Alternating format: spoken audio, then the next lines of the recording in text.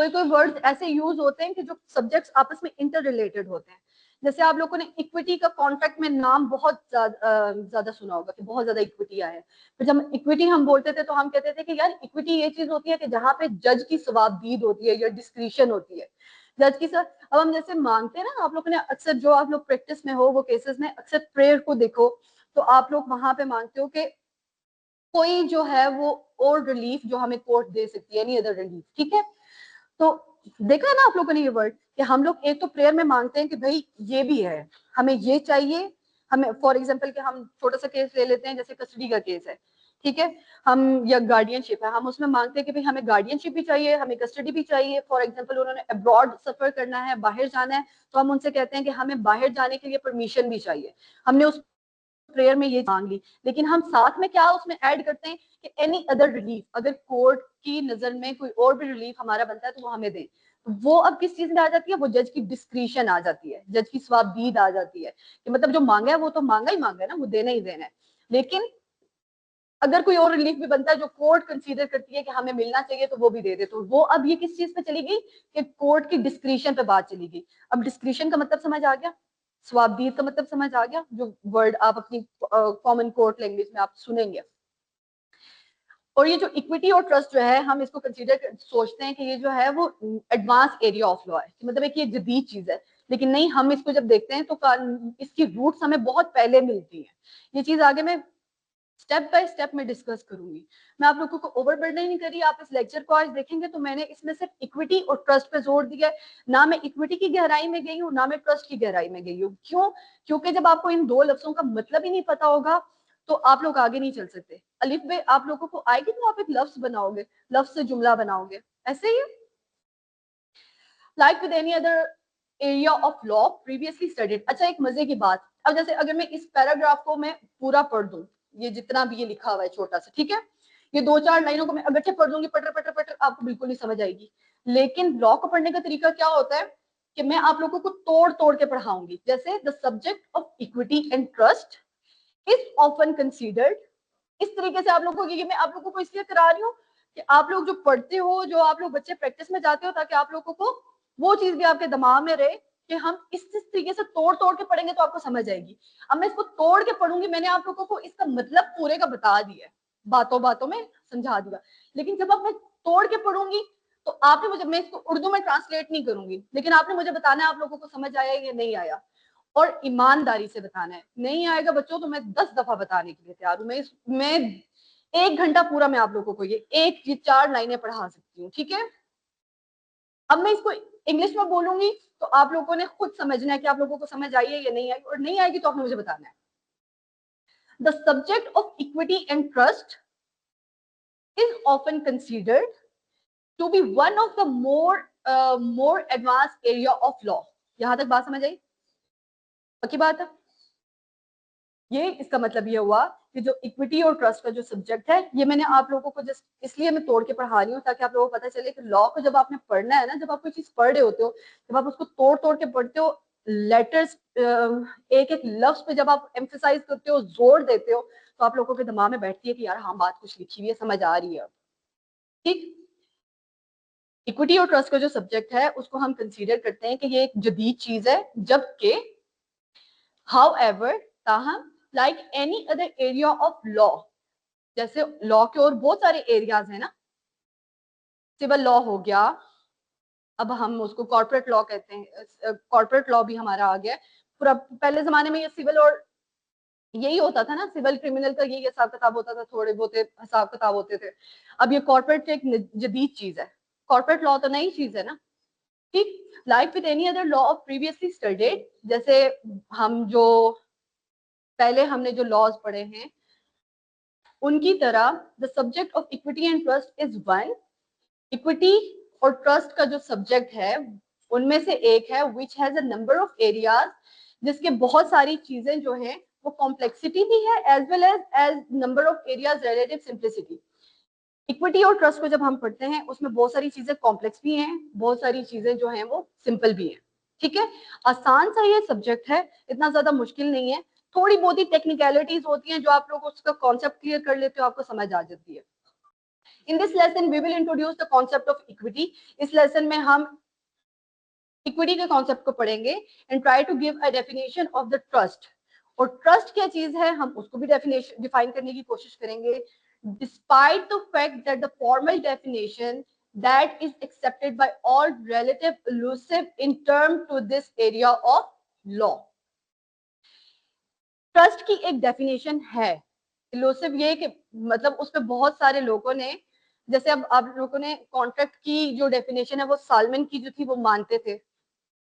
ठीक है, सारे लोग उसको मतलब रीजनेबल मानते थे. मतलब सबसे ज्यादा जितनी भी कॉन्ट्रैक्ट की डेफिनेशन थी उनमें से सालमन की जो डेफिनेशन थी उसको रीजनेबल कंसीडर किया जाता था. लेकिन उसको भी कहा जाता था कि ये कॉन्ट्रैक्ट के तमाम एस्पेक्ट्स को कवर नहीं करती. ठीक इसी तरीके से ट्रस्ट की हम डेफिनेशन को पढ़ेंगे, ट्रस्ट की डेफिनेशन को हम समझेंगे. उस पर बहुत से लोगों का इत्तेफाक है लेकिन उसमें कुछ कंट्राडिक्शंस भी हैं. ठीक, तो उन एरियाज को प्रॉपर्ली कवर नहीं किया गया लेकिन हमारे पास एक डेफिनेशन मौजूद है जिसपे बहुत सारे लोगों का इत्तेफाक है. समझ आ गई मेरी बात की? कोई मसला है? अगली स्लाइड पे चलें. पक्की बात है. इसमें जितनी भी मैंने पटर पटर की है उसमें से दो चीजें थी कि भाई हमने इक्विटी को पढ़ना है और हमने ट्रस्ट को पढ़ना है. हम इक्विटी और ट्रस्ट को बराबर लेके चलेंगे. ठीक है, हम उनको देखेंगे और हम साथ में ये देखेंगे कि इनकी डेफिनेशंस को डिस्कस करेंगे. इतनी जो मैंने इतनी लंबी कहानी की ना एक मैंने स्लाइड में, उसका निचोड़ ये है. कोई मुश्किल बात नहीं थी. इक्विटी को पढ़ेंगे, ट्रस्ट को पढ़ेंगे, दोनों को हम इनकी डेफिनेशंस को देखेंगे, हम इनका मवाजना करेंगे. और जो है ये हमने इस स्लाइड में एक ही चीज पढ़ी कि ये इक्विटी जो है कोई एडवांस चीज नहीं है. इसकी जड़ें बहुत पीछे हमें मिलती हैं कानून में. ठीक है, तो अब ये कैसे ओरिजिनेट कैसे हुई, कैसे इसका ओरिजिन हुआ, कैसे ये वजूद में आई, ये सारी चीजें हम देखेंगे. कंफ्यूज शक्लें आप लोगों की, मुझे बताएं कि कोई मेरे से इंटरेक्टिव रहा करो. कोई चीज नहीं समझ आती, कोई आ रही है तो अपना कोई इनपुट दे दो. चलो मुझे ये स्लाइड समझाओ. जब तक आप लोगों की शक्लों पे चमक नहीं आएगी मैं भी नहीं छोड़ने वाली तुम लोगों को आगे नहीं. चलो बताओ. हाँ, ये पीछे वाली स्लाइड पे जाओ. अब आप मुझे बताओ कि इसमें क्या था.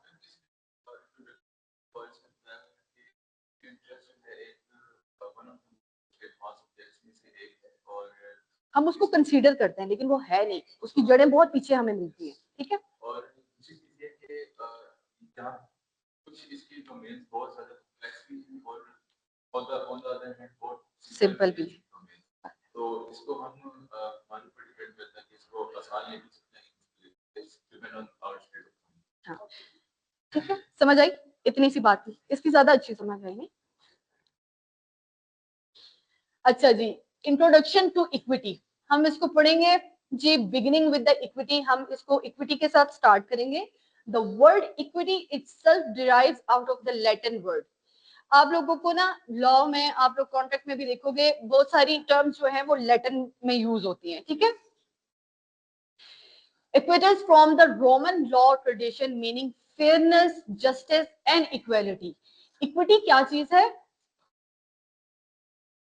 इक्विटी जो है वो कहां से डिराइव हुई है, मतलब वो वर्ड कहां से निकला है?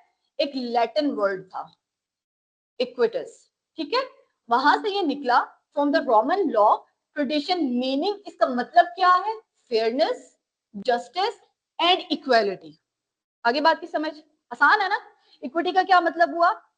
Fairness, justice and equality. और ये कहां से निकला? एक लैटिन वर्ड से निकला. डेरिवेशन इसकी वहां से है. This is how the concept of equity is commonly understood to this day.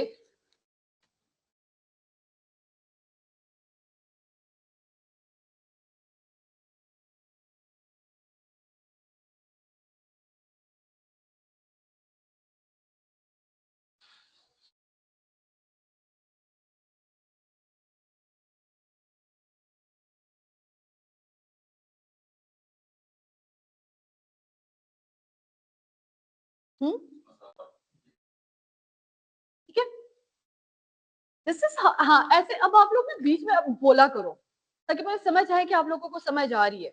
नहीं भी समझ आती तब भी बताओ. आप लोग जब तक मेरे साथ कंफर्टेबल नहीं होगे ना तो ना मुझे पढ़ाने का मजा आएगा ना आपको पढ़ने का मजा आएगा. और आप लोग कहोगे कि यार ये हमारे सर से उतरे जाए, हमारी जान छोड़े. कहीं पे बीच में आप लोग थक गए हो, आप लोगों को थोड़ा रिलैक्स होने का मौका चाहिए। वैसे तो मैं ये करती थी कि मैं 1 घंटे की ब्रेक दे देती थी, वो एक दफा हुई, बजाय 15-15 मिनट आप लोगों को तोड़ तोड़ के 1 घंटा सही सुकून से, तो मेरी शक्ल तो नहीं आप लोगों को देखने को मिलेगी ना, थोड़े आंखों को राहत सुकून, बाय हरियाली देखोगे तो सुकून में रहोगे। तो मैं कहती हूँ उस तरीके से रहे, लेकिन उसके बावजूद भी अगर आपको कहीं पर पॉज लेना है तो आप ले सकते हो, ठीक है। आप लोग मेरे साथ कंफर्टेबल, मेरे कितने बच्चे थे यार, मतलब मेरी क्लास काफी बड़ी थी। ऑनलाइन बच्चे तो बेचारे ना मैंने कभी देखे, और ना उनके साथ इस तरीके से क्लास में भी इंटरेक्शन नहीं होता था। कभी नेट का इशू हो जाता था, वो जो चीखते चिल्लाते कमेंट्स में रहते थे, बस वहीं तक ही रह जाता था सारा सिलसिला, मेरे तक उन तक बात नहीं पहुंच सकती थी। लेकिन मेरे जितने भी बच्चे थे, शाज़ेन, उमर, वली, उबैद और शहरियार, जुनेद, मतलब ये खुल के हर बात मुझसे कर लेते थे, ठीक है। आप लोग, मैं चाहती हूँ कि आप लोग मेरे साथ जितने ज्यादा घुल मिल के रहेंगे ना, तो आप लोगों को बात भी जल्दी समझ आएगी। और दूसरा, अगर आप लोगों को कोई मसला होता है या लेक्चर में कुछ पूछना होता है, कुछ बच्चे जो होते हैं वो झिझक में नहीं पूछते, ये मत देख, ये मैं आप लोगों को ये कहती थी कि अब अक्सर आते हैं इतने लंबे लंबे बड़े बड़े बच्चे, कहते होंगे इसको तो हम ऐसे घुमा के ऐसे फेंक देंगे, तो वो वाला कॉन्सेप्ट नहीं दिमाग में लेके चलना। आप लोगों को मैंने यही बोला, हम लोगों का एक रिलेशन है माँ और बच्चे का, तो जितना आप अपनी माँ के साथ खुल के बात कर सकते हो, माँ होती है ना जिससे आप, वालिदैन में से माँ के साथ बंदा जो है वो ज्यादा अटैच होता है, अक्सर अपने अब्बू से डरता डरता रहता है, लेकिन माँ से हर बात खुल के कर लेता है। तो आप लोग मुझे उसी तरीके से समझो और अपनी हर चीज मुझसे आप शेयर कर सकते हो, ठीक है। और मैं इस चीज को, ये नहीं कि मुझे कोई कुरेदने का शौक है या कुछ करने का शौक है, मैं सिर्फ इस वजह से करती हूँ कि जो स्ट्रगल्स हम लोगों ने देखी है, आप लोग उस चीज को फेस ना करो। आप इस प्रोफेशन में आए हो, आप लोगों को किसी किस्म का मसला ना हो। हम लोगों से अगर यार आप लोगों को कोई फायदा हो जाता है तो अल्लाह ताला हमें इसका अजर देगा, ठीक है। और अभी हम किस चीज को पढ़ रहे थे, हम इक्विटी को पढ़ रहे थे। इक्विटी का मैंने आप लोगों को क्या बताया, इसका मतलब है fairness, justice and equality. Equality बराबरी को कहते हैं, जस्टिस इंसाफ को कहते हैं, फेयरनेस जैसे हम कहते हैं ना साफ शफाफ, ठीक है। और ये किससे है, लैटिन वर्ड से डिराइव हुआ है। This is how the concept of equity is commonly understood to this day. इस तरीके से जो है वो आजकल हम जो है इक्विटी को इस तरीके से कंसीडर करते हैं। इक्विटी को आज हम आजकल कंसीडर करने से ये मुराद कि इक्विटी का जो आजकल हम मानी ले रहे हैं वो ये है कि वो फेयरनेस है, जस्टिस है, इक्वेलिटी है, ठीक। A relation to some kind of fair outcome, the idea of fairness is achieving some kind of goals of outcome। कि जब इक्विटी जब आई ना, तो इसका मकसद ये था कि जो फैसला किया जाए ना, जो भी केस है उसका आउटकम जो निकले वो फेयरनेस पे मबनी हो, इक्वेलिटी पे मबनी हो, जस्टिस पे मबनी हो। अब ये आप लोगों को शायद ये चीज अभी मतलब वो कर रहे हो कि ये मैडम ने ये जो बात की है कि ये कॉन्सेप्ट जो है इसके आउटकम से क्या मुराद हुई, ये आगे जाके अगली स्लाइड में आप लोगों को बिल्कुल क्लियर हो जाएगा कि जब आप लोगों को पता चलेगा इक्विटी आई कैसे थी, तो उससे जो फैसले निकले वो फेयर कैसे हुए, ठीक है। कॉमन लॉ और इक्विटी जो है, कॉमन लॉ, कॉमन लॉ जो पुराने जमाने में हम लोग इसको देखते हैं, जो ये क्योंकि आप लोग इंग्लिश लॉ पढ़ रहे हो, इसमें अगर हम ओरिजिन में देखें तो शुरू में कॉमन लॉ होता था, उसी के ऊपर फैसले होते थे, ठीक है। और कॉमन लॉ जो होता था वो क्या होता था, रिजिड होता था, कि जैसे अब वहां पे सीधा सीधा लिख दिया है कि पनिशमेंट है इसकी ये, और ये आप लोगों को पनिशमेंट मिलेगी, ठीक है, कानून में ये लिख लिया। लेकिन जब हम इक्विटी में जाएंगे तो फिर क्या होगा, इस चीज को हम देखेंगे, सही। अभी आप लोगों को अगली स्लाइड में बिल्कुल क्लियर हो जाएगा। नहीं समझ आती तो मुझसे पूछना है आप लोगों ने।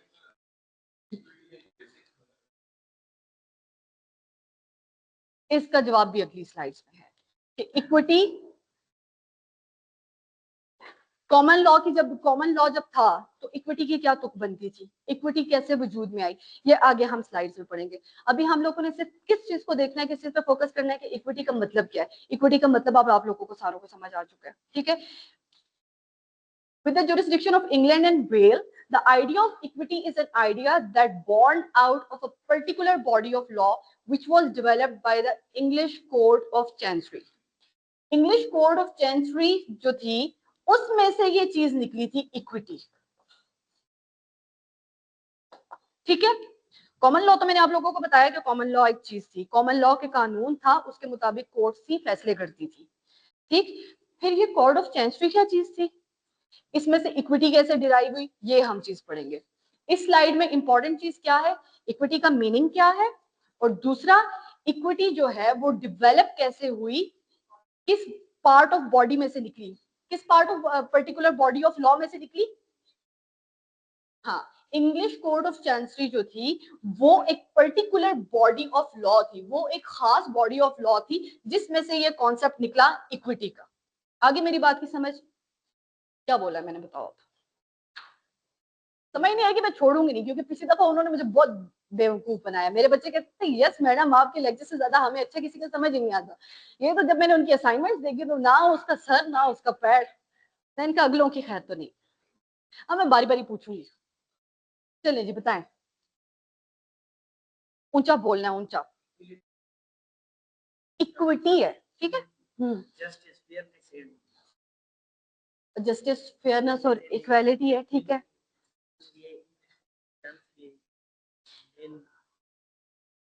एक कोड, ये जो इंग्लिश कोड ऑफ चैंसरी है ये है क्या चीज, ये एक बॉडी ऑफ लॉ है। जैसे हमारी अदालतें होती है ना, ये भी इसी तरह की एक चीज थी, इंग्लिश कोड ऑफ चैंसरी थी, ठीक है।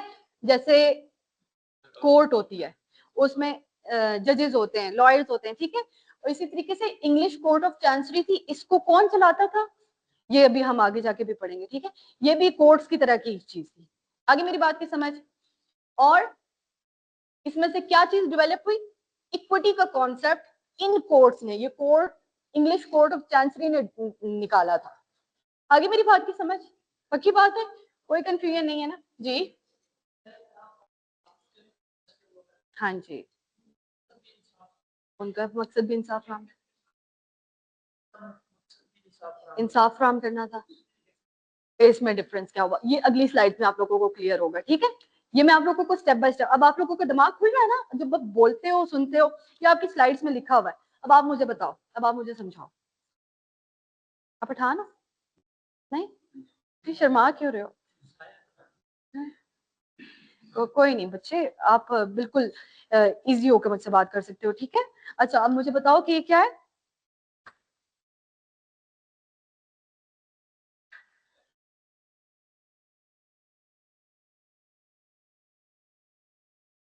कहता है नहीं आना क्लास में। हाँ, हाँ? हद हो गई यार।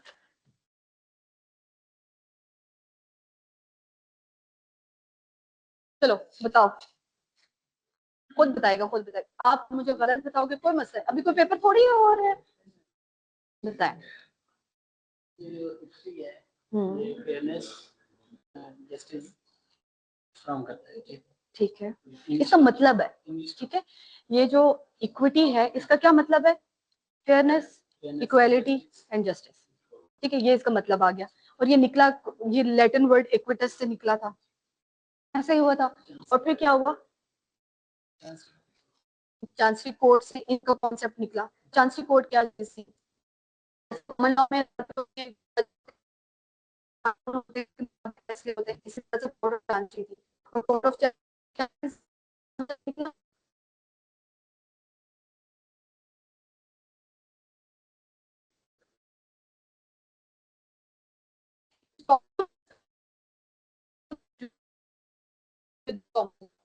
ठीक। अब हम लोगों को तीसरी क्या बात पता चली, एक तो हमने इक्विटी का मतलब देखा, दूसरा हमें ये पता चला कि ये इंग्लिश कोड ऑफ ठीक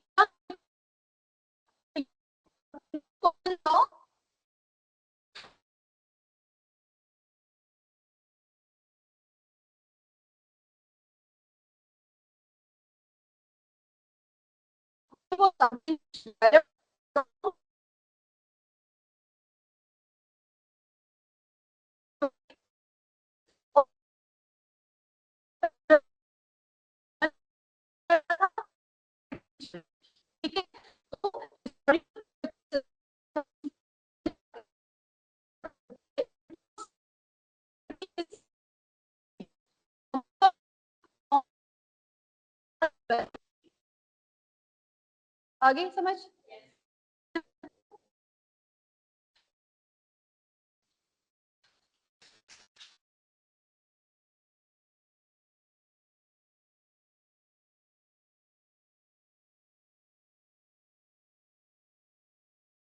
कर दिया नहीं, हमने क्या पढ़ा, हमने ये पढ़ा कि इक्विटी और कॉमन लॉ के साथ साथ इक्विटी डेवलप हुई, मतलब कॉमन लॉ एग्जिस्ट कर रहा था, इक्विटी उसके साथ साथ डेवलप हुई, मतलब कि दो चीजें साथ साथ चल रही थी। तो फिर कॉमन लॉ भी इंसाफ प्रोवाइड करता है, इक्विटी भी इंसाफ प्रोवाइड करता है, तो आपका यही सवाल था कि भाई फिर इनमें डिफरेंस क्या है, तो ये हम नेक्स्ट स्लाइड्स में देखेंगे। लेकिन जितना मैंने आपको समझाया उतना आपको आया है ना, आपके दिमागों में बैठा है ना, कि इसमें चुटकुले छोड़ने का मकसद ये होता है कि ताकि आप लोग जब कोई चीज लिखने लगो या पढ़ने लगो तो अक्सर बंदे को जो है ना वो पढ़ाई की बात नहीं याद आती, लेकिन कोई ना कोई चवली काम आ जाती है कि अच्छा यार ये हाँ वो बात बताई थी, तो अब इसको हमारे ये कॉन्सेप्ट यहाँ से क्लियर हो गया, ठीक है। तो आप लोगों का एक तो माइंड फ्रेश रहता है, और दूसरा आप लोगों को चीज समझने में आसानी होती है, और तीसरा जब आप बिल्कुल ब्लैंक बैठे होते हो कि अब असेसमेंट आ गया, अब हमने इसको करना है, तो इसको कैसे करें, फिर वो जब आप लफ्ज पढ़ते हो तो कहीं ना कहीं बेशक आप लोगों को याद आएगी, ठीक है। हम इक्विटी को ही पढ़ रहे हैं, चेक करके लेके आए। हाँ, ये है ये बोर्ड भी जो है ना, ये बस हो गई। अच्छा जी, so we have so we had dual venues. Venue क्या होता है, जब आपकी शादी हॉल शॉल पे जाती हो वो वेन्यू होता है ना, वो फलानी जगह पे हमने जाना है। We have to to be bought, कोई केस होगा।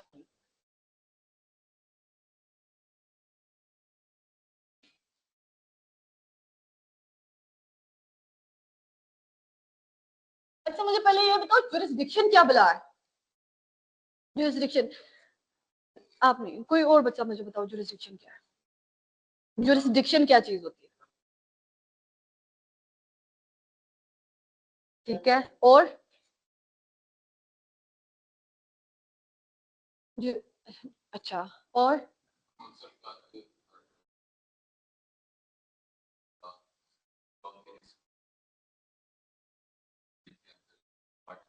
तुम्हें ठीक है, और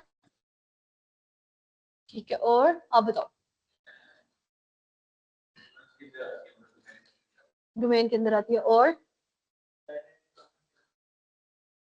ठीक है, सही। जुरिस्डिक्शन ये होती है ना कि हम कहते हैं कि इस कोर्ट की जुरिस्डिक्शन नहीं है, ये कोर्ट, आप जब पढ़ेंगे ना तो आप लोगों को ये पता चलेगा पिक्यूनरी जुरिस्डिक्शन क्या होती है, और हम जुरिस्डिक्शन को क्या कहते हैं। तो हम जुरिस्डिक्शन की जब बात करते हैं, कुछ कोर्ट्स ऐसी होती हैं जो इतनी मालियत से ऊपर का केस सुन ही नहीं सकती, ठीक है। अब पुलिस की जो वो कहता है कि हमारी जुरिस्डिक्शन में ये एरिया नहीं आता, हमारे मतलब ये हमारी डोमेन में नहीं है, हमारा इलाका नहीं है, हमारी हदूद नहीं है ये, ठीक है। तो जुरिस्डिक्शन इस तरह से आता है। तो जब हम लेके आते थे तो वो दो जुरिस्डिक्शंस बनती थी, एक कॉमन लॉ की बन रही थी और एक इक्विटी की बन रही थी। हम इक्विटी के पास जाएंगे, हम कॉमन लॉ के पास जाएंगे, हम क्या करेंगे यहाँ देखेंगे।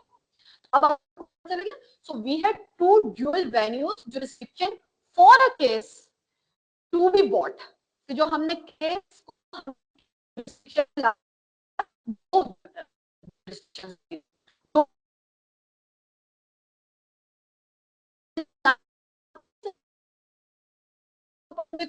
देखना सो वी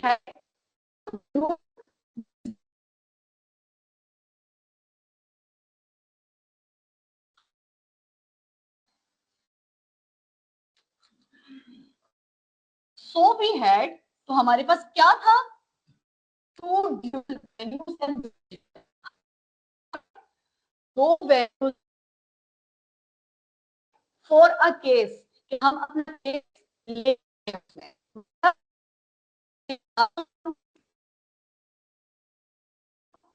और इक्विटी, ये हमारे पास दोनों क्या है,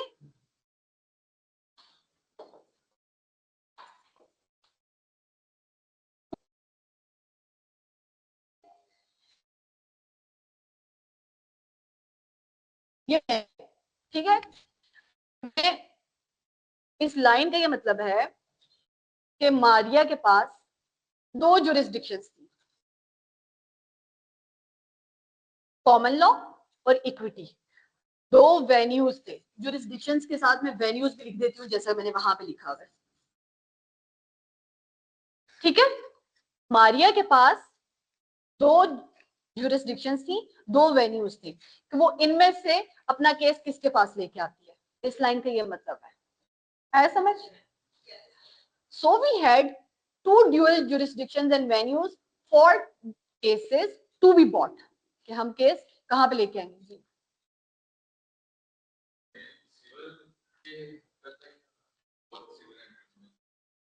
हाँ, इक्विटी जो है वो कहां से डिराइव हुआ,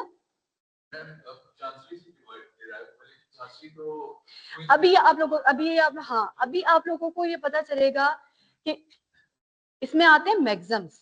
आगे मैं आप लोगों को मैग्जम्स पढ़ाऊंगी, 12 मैग्जम्स पे इक्विटी बेस करती है। अब वो मैग्जम आप लोग आगे पढ़ेंगे। आज मैं आप लोगों को क्या कह रही हूँ, मैं आप लोगों के दिमागों को ओवर बर्डन नहीं कर रही, ठीक है। मैं आप लोगों को क्या कर रही हूँ, मैं आप लोगों को स्टेप बाय स्टेप लेके चलूंगी। मैं पहले आप लोगों को बताऊंगी कि इक्विटी, ये हमारी क्लास का बच्चा है, ये अब आगे छातियां मार रहा है,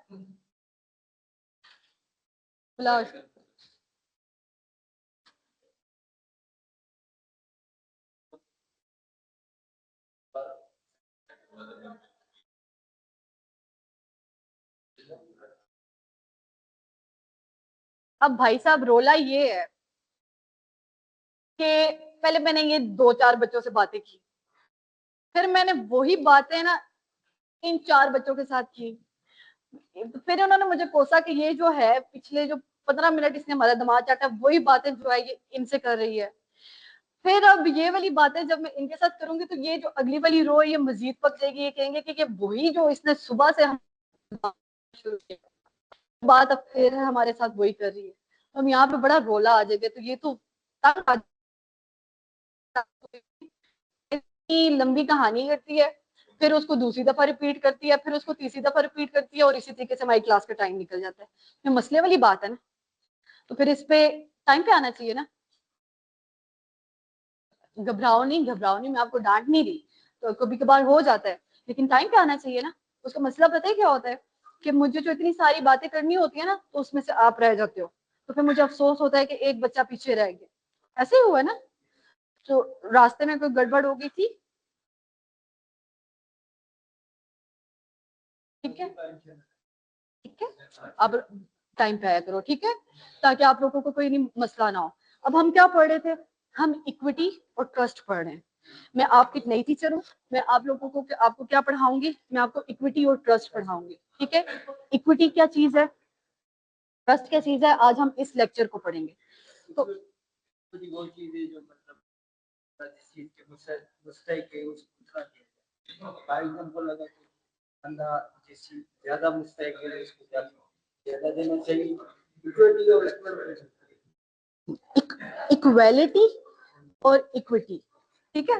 इक्विटी का मतलब इक्वालिटी है, इक्विटी एक सब्जेक्ट है, ठीक है। और इस इक्विटी एक लफ्ज है, इसका मतलब क्या है, इक्वालिटी, फेयरनेस, ठीक है, और जस्टिस, ये इसका मतलब है। ये एक लैटिन वर्ड में से निकला है, इक्विटिस में से, ठीक है। हर लफ्ज कहीं ना कहीं से निकलता है ना, ये एक लातीनी जुबान का लफ्ज है इक्विटिस, उसमें से क्या निकला, इक्विटी, उसका मतलब क्या है, फेयरनेस, जस्टिस, इक्वालिटी। और ये कैसे वजूद में आया, ये कोर्ट ऑफ चांसरी से वजूद में आया। कोर्ट ऑफ चांसरी क्या चीज है, ये मैं आप लोगों को अगले उस स्लाइड्स में पढ़ाऊंगी, ठीक है। लेकिन आपको पता चल गया ये इक्विटी का कॉन्सेप्ट कहाँ से आया, कोर्ट ऑफ, हाँ, लैटिन वर्ड से निकला ये, और फिर ये इस कॉन्सेप्ट कहाँ से चला, कोर्ट ऑफ चांसरी से चला, ठीक है। कोर्ट ऑफ चांसरी जो थी, उस वक्त कॉमन लॉ भी होता था, इक्विटी भी होती थी। कॉमन लॉ जो मतलब आम कानून के फैसले होते थे, तो फिर ये इक्विटी क्यों आई, अगर कॉमन लॉ के फैसले होते थे वो इंसाफ तो वो भी देते थे, फिर इक्विटी क्यों आई, हमने ये भी देखना है, ऐसे ही है ना। तो जब हमने ये चीज देखनी है तो फिर कॉमन लॉ का क्या फायदा था, इक्विटी को हम क्यों लेके आए, तो ये चीजें हम पढ़ रहे हैं। अब आपको समझ आ गई कि इक्विटी है क्या चीज, कोई परेशानी तो नहीं होगी। अब स्लाइड पढ़ोगे तो आपको समझ आ जाएगी ना। मैं आपसे, क्योंकि आप लेट आए हो, नेक्स्ट लेक्चर में मैं आपसे ये स्लाइड्स में से ये स्टार्ट वाली सुनूंगी, ठीक है। आपने मुझे बताना है, मुझे समझाना है, ठीक है। आपको नहीं समझ आती है, अपने क्लास फेलो से पूछ लोगे, ठीक है।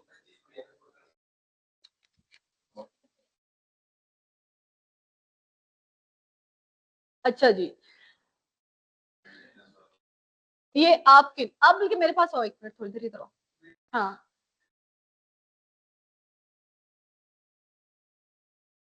आ जाओ, आ जाओ। हम्म? अब ये आपको बताएंगे ना, इनको कौन सुनेगा अगर आप लोग चले जाएंगे तो। इक्विटी क्या चीज आप बताए गई, ये देखना हमें बताएगा। आ जाओ इधर, आ जाओ। इक्विटी क्या है, इधर आ जाओ। इक्विटी क्या है? लैटिन वर्ड से लिया हुआ है, ये इक्विटी इक्वलिटी, ये गोल्ड ऑफ चांसर से लिया हुआ है। पिछली स्लाइड पे जाएं, इससे भी पीछे जाएं। अब अगले पे आए। अच्छा, अब इसको एक दफा पढ़ो, जब तक ये थोड़ा सांस ले लेंगे। आज मैं आपको पढ़ाती हूँ, फिर मैं आपको आगे लेके चलूंगी। मैंने आप लोग, आपको क्या पढ़ाना है? मैंने इक्विटी पढ़ाना है, और मैंने क्या पढ़ाना है? ट्रस्ट पढ़ाना है, ठीक है। और हम इन दोनों कॉन्सेप्ट्स को देखेंगे कि इक्विटी क्या चीज है और ट्रस्ट क्या चीज है। फिर हम देखेंगे कि इसका बैकग्राउंड क्या है, मतलब ये पीछे कहाँ से वजूद में आया, ठीक। उसके बाद फिर क्या है कि ये जो इक्विटी और ट्रस्ट जो है, ये सिंपल भी है, उतना ही कुछ चीजें इसकी कॉम्प्लेक्स भी हैं। कॉम्प्लेक्स मतलब थोड़ी मुश्किल भी है, सिंपल भी है, मुश्किल भी है। और इस लेसन में हम लोग क्या पढ़ेंगे कि कॉन्सेप्ट जो है ये इक्विटी का कहाँ से आया, इसकी डेफिनेशन को पढ़ेंगे और ट्रस्ट को पढ़ेंगे। इक्विटी और ट्रस्ट की डेफिनेशन को पढ़ेंगे। ट्रस्ट जो है उसकी डेफिनेशन एक है जिसको सारे मानते हैं, लेकिन उसमें भी कुछ कमियां हैं, ठीक है। नेक्स्ट स्लाइड करें एक मिनट। अच्छा, फिर हम इक्विटी के ऊपर आ गए। ये देखो, इधर मेरे पास आओ, कि ये इक्विटी जो है कहाँ से निकला? लैटिन वर्ड इक्विटस से निकला, ठीक है। और इसका क्या मतलब है? Fairness, justice and equality. समझ आ गई, ठीक है। और this is how the concept of equity is commonly understood in this day in relation to some kind of fair outcome, the idea of fairness achieving some kind of goal। और ठीक है, equity का मकसद ये है कि हम इससे फेयर, जो भी फैसला निकालें वो फेयरनेस पे हो, मबनी किस चीज पे हो, कि साफ शफाफ हो, इंसाफ के तकाजों के मुताबिक हो, और बराबरी की सतह पर हो, किसी को कम किसी को ज्यादा ना मिले, ठीक है। With the jurisdiction of England and Wales, the idea of equity. अब अच्छा, अब ये इक्विटी का कॉन्सेप्ट निकला किस चीज में सर? जैसे अब कोर्ट्स में से फैसले निकलते हैं ना, तो इक्विटी का कॉन्सेप्ट भी तो किसी कोर्ट ने दिया होगा ना, तो इंग्लिश कोर्ट ऑफ चांसरी में से निकला, ठीक है। From the historical perspective, equity is something developed along the side of common law। एक चीज थी कॉमन लॉ, कॉमन लॉ जैसे कानून होता है, ठीक है। और एक चीज क्या आई? इक्विटी। कॉमन लॉ भी था और इक्विटी भी थी, तो इन दोनों को क्या हुआ, ये दोनों चीजें साथ साथ चल रही थी। मतलब कॉमन लॉ के तहत भी फैसले होते थे और इक्विटी के तहत भी फैसले होते थे। बच्चों नेक्स्ट स्लाइड पे आओ। अब इधर आओ। So we had two dual venues jurisdiction for the case to be bought। इस लाइन का मतलब ये है कि एक बंदा जो है उसके पास दो जगह हैं, एक कॉमन लॉ है और एक इक्विटी है। दो जुरिस्डिक्शंस आ गई, ठीक है, दो इलाके आ गए, दो जगह आ गई, कि इन दोनों में से वो अपना केस किस में दायर करेगा। बात की समझ आ गई? पक्की बात है। अब मुझे समझाओ, ये समझाओ, ये जो मैंने, ये जो पहली लाइन लिखी है इसका मतलब समझाओ। इक्विटी जो लफ्ज है वो इक्वलिटी से लिया हुआ है। इस लाइन का मतलब समझाओ, आगे चलो, इधर मेरे पास आ जाओ, इधर आ जाओ, अब वहां पे खड़े हो जाओ। यहाँ इस लाइन को पढ़ के बताओ, यहाँ तक मुझे इसका मतलब समझाओ। ये चीज आपके लिए जरूरी है, फिर मैं आगे चलूंगी। इसका लाइन का मतलब समझाओ। सो वी हैड, बेड़ा तर जाए तुम लोगों का, हर 2 सेकंड बाद एक निकल के आता है। आ जाओ।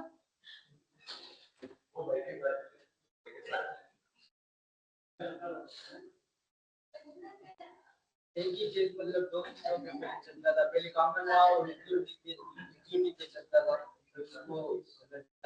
इस लाइन का मतलब है सो वी हैड, हमारे पास है दो ड्यूअल वेन्यूज और जुरिस्डिक्शन। दो जुरिस्डिक्शन है, दो जगह हैं। जुरिस्डिक्शन और वेन्यू एक ही मतलब कि हमारे पास दो जगह हैं कि हम अपना केस कहाँ पे लेके आते हैं। पक्की बात है, समझ आई है? पक्की बात है। अब आपने ये उसको समझाना है, ठीक है? और मैं उससे पूछ, फिर मैं उससे सुनूंगी कि आपने उसको सही समझाया है या नहीं। ठीक है, अब आप उसके टीचर हैं। बच्चों प्लीज टाइम पे आया करो, अच्छा? अब आपको ये पिछला लेक्चर तो नहीं, सब पीछे में अब 2-3 स्लाइड्स इन लोगों ने मेरा गलत बता देना जितनी देर मैंने इनको फिर से वही कहानी सुनानी है। ठीक है, तो आपने टाइम पे आना प्लीज। ठीक है, इक्विटी एंड ट्रस्ट पढ़ रहे हैं हम लोग। पहली 2-3 स्लाइड्स आपको ये समझाएंगे और फिर मैं आपसे समझूंगी ब्रेक के बाद। ठीक है, आपस में डिस्कशन करेंगे, दूंगी। ठीक है, आप उसमें एक दूसरे के साथ डिस्कशन करेंगे, उसके बाद आप लोग मुझे फिर समझाएंगे।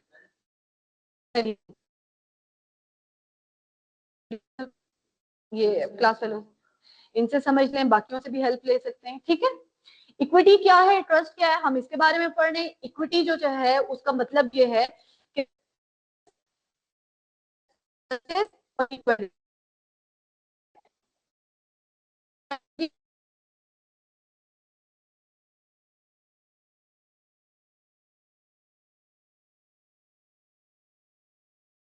में से आया था।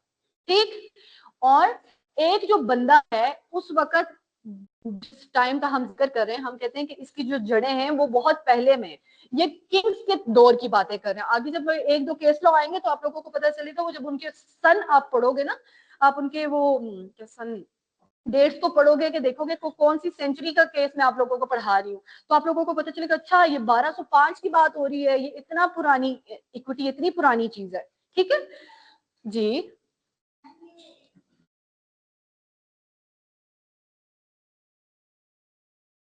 ये भी आप लोग आगे पढ़ोगे तो आप लोगों को समझ आएगा। ठीक है, आपकी बात बिल्कुल सही है। तो फिर जब एक बंदा होता था, ये मैंने बनाया कि एक बंदा है, उस वक्त उसके पास दो जुरिस्डिक्शंस होती थी। जुरिस्डिक्शन का मतलब आता है आपको? जुरिस्डिक्शन क्या होता है? जो भी दिल में आता है बोल दो। जुरिस्डिक्शन क्या चीज है? एरिया, हाँ शाबाश। डोमेन के, हाँ, के जैसे पुलिस वाले कहते हैं ये एरिया हमारी जुरिस्डिक्शन में नहीं आता, कोर्ट कहती है कि ये हमारी जुरिस्डिक्शन में नहीं है, हम इस मालियत का केस हम सुन ही नहीं सकते, इस लेवल का केस ये हम नहीं सुन सकते। ठीक है, तो एक बंदा है उसके पास दो जुरिस्डिक्शन थी, एक कॉमन लॉ था जैसे आम कानून होता है, ठीक है, और एक क्या था, इक्विटी थी। उसके पास दो डोमेन्स थी कि वो अपना केस कॉमन लॉ में लेके जाए या इक्विटी में लेके जाए। ठीक, a person could may bring his case within common law jurisdiction जी।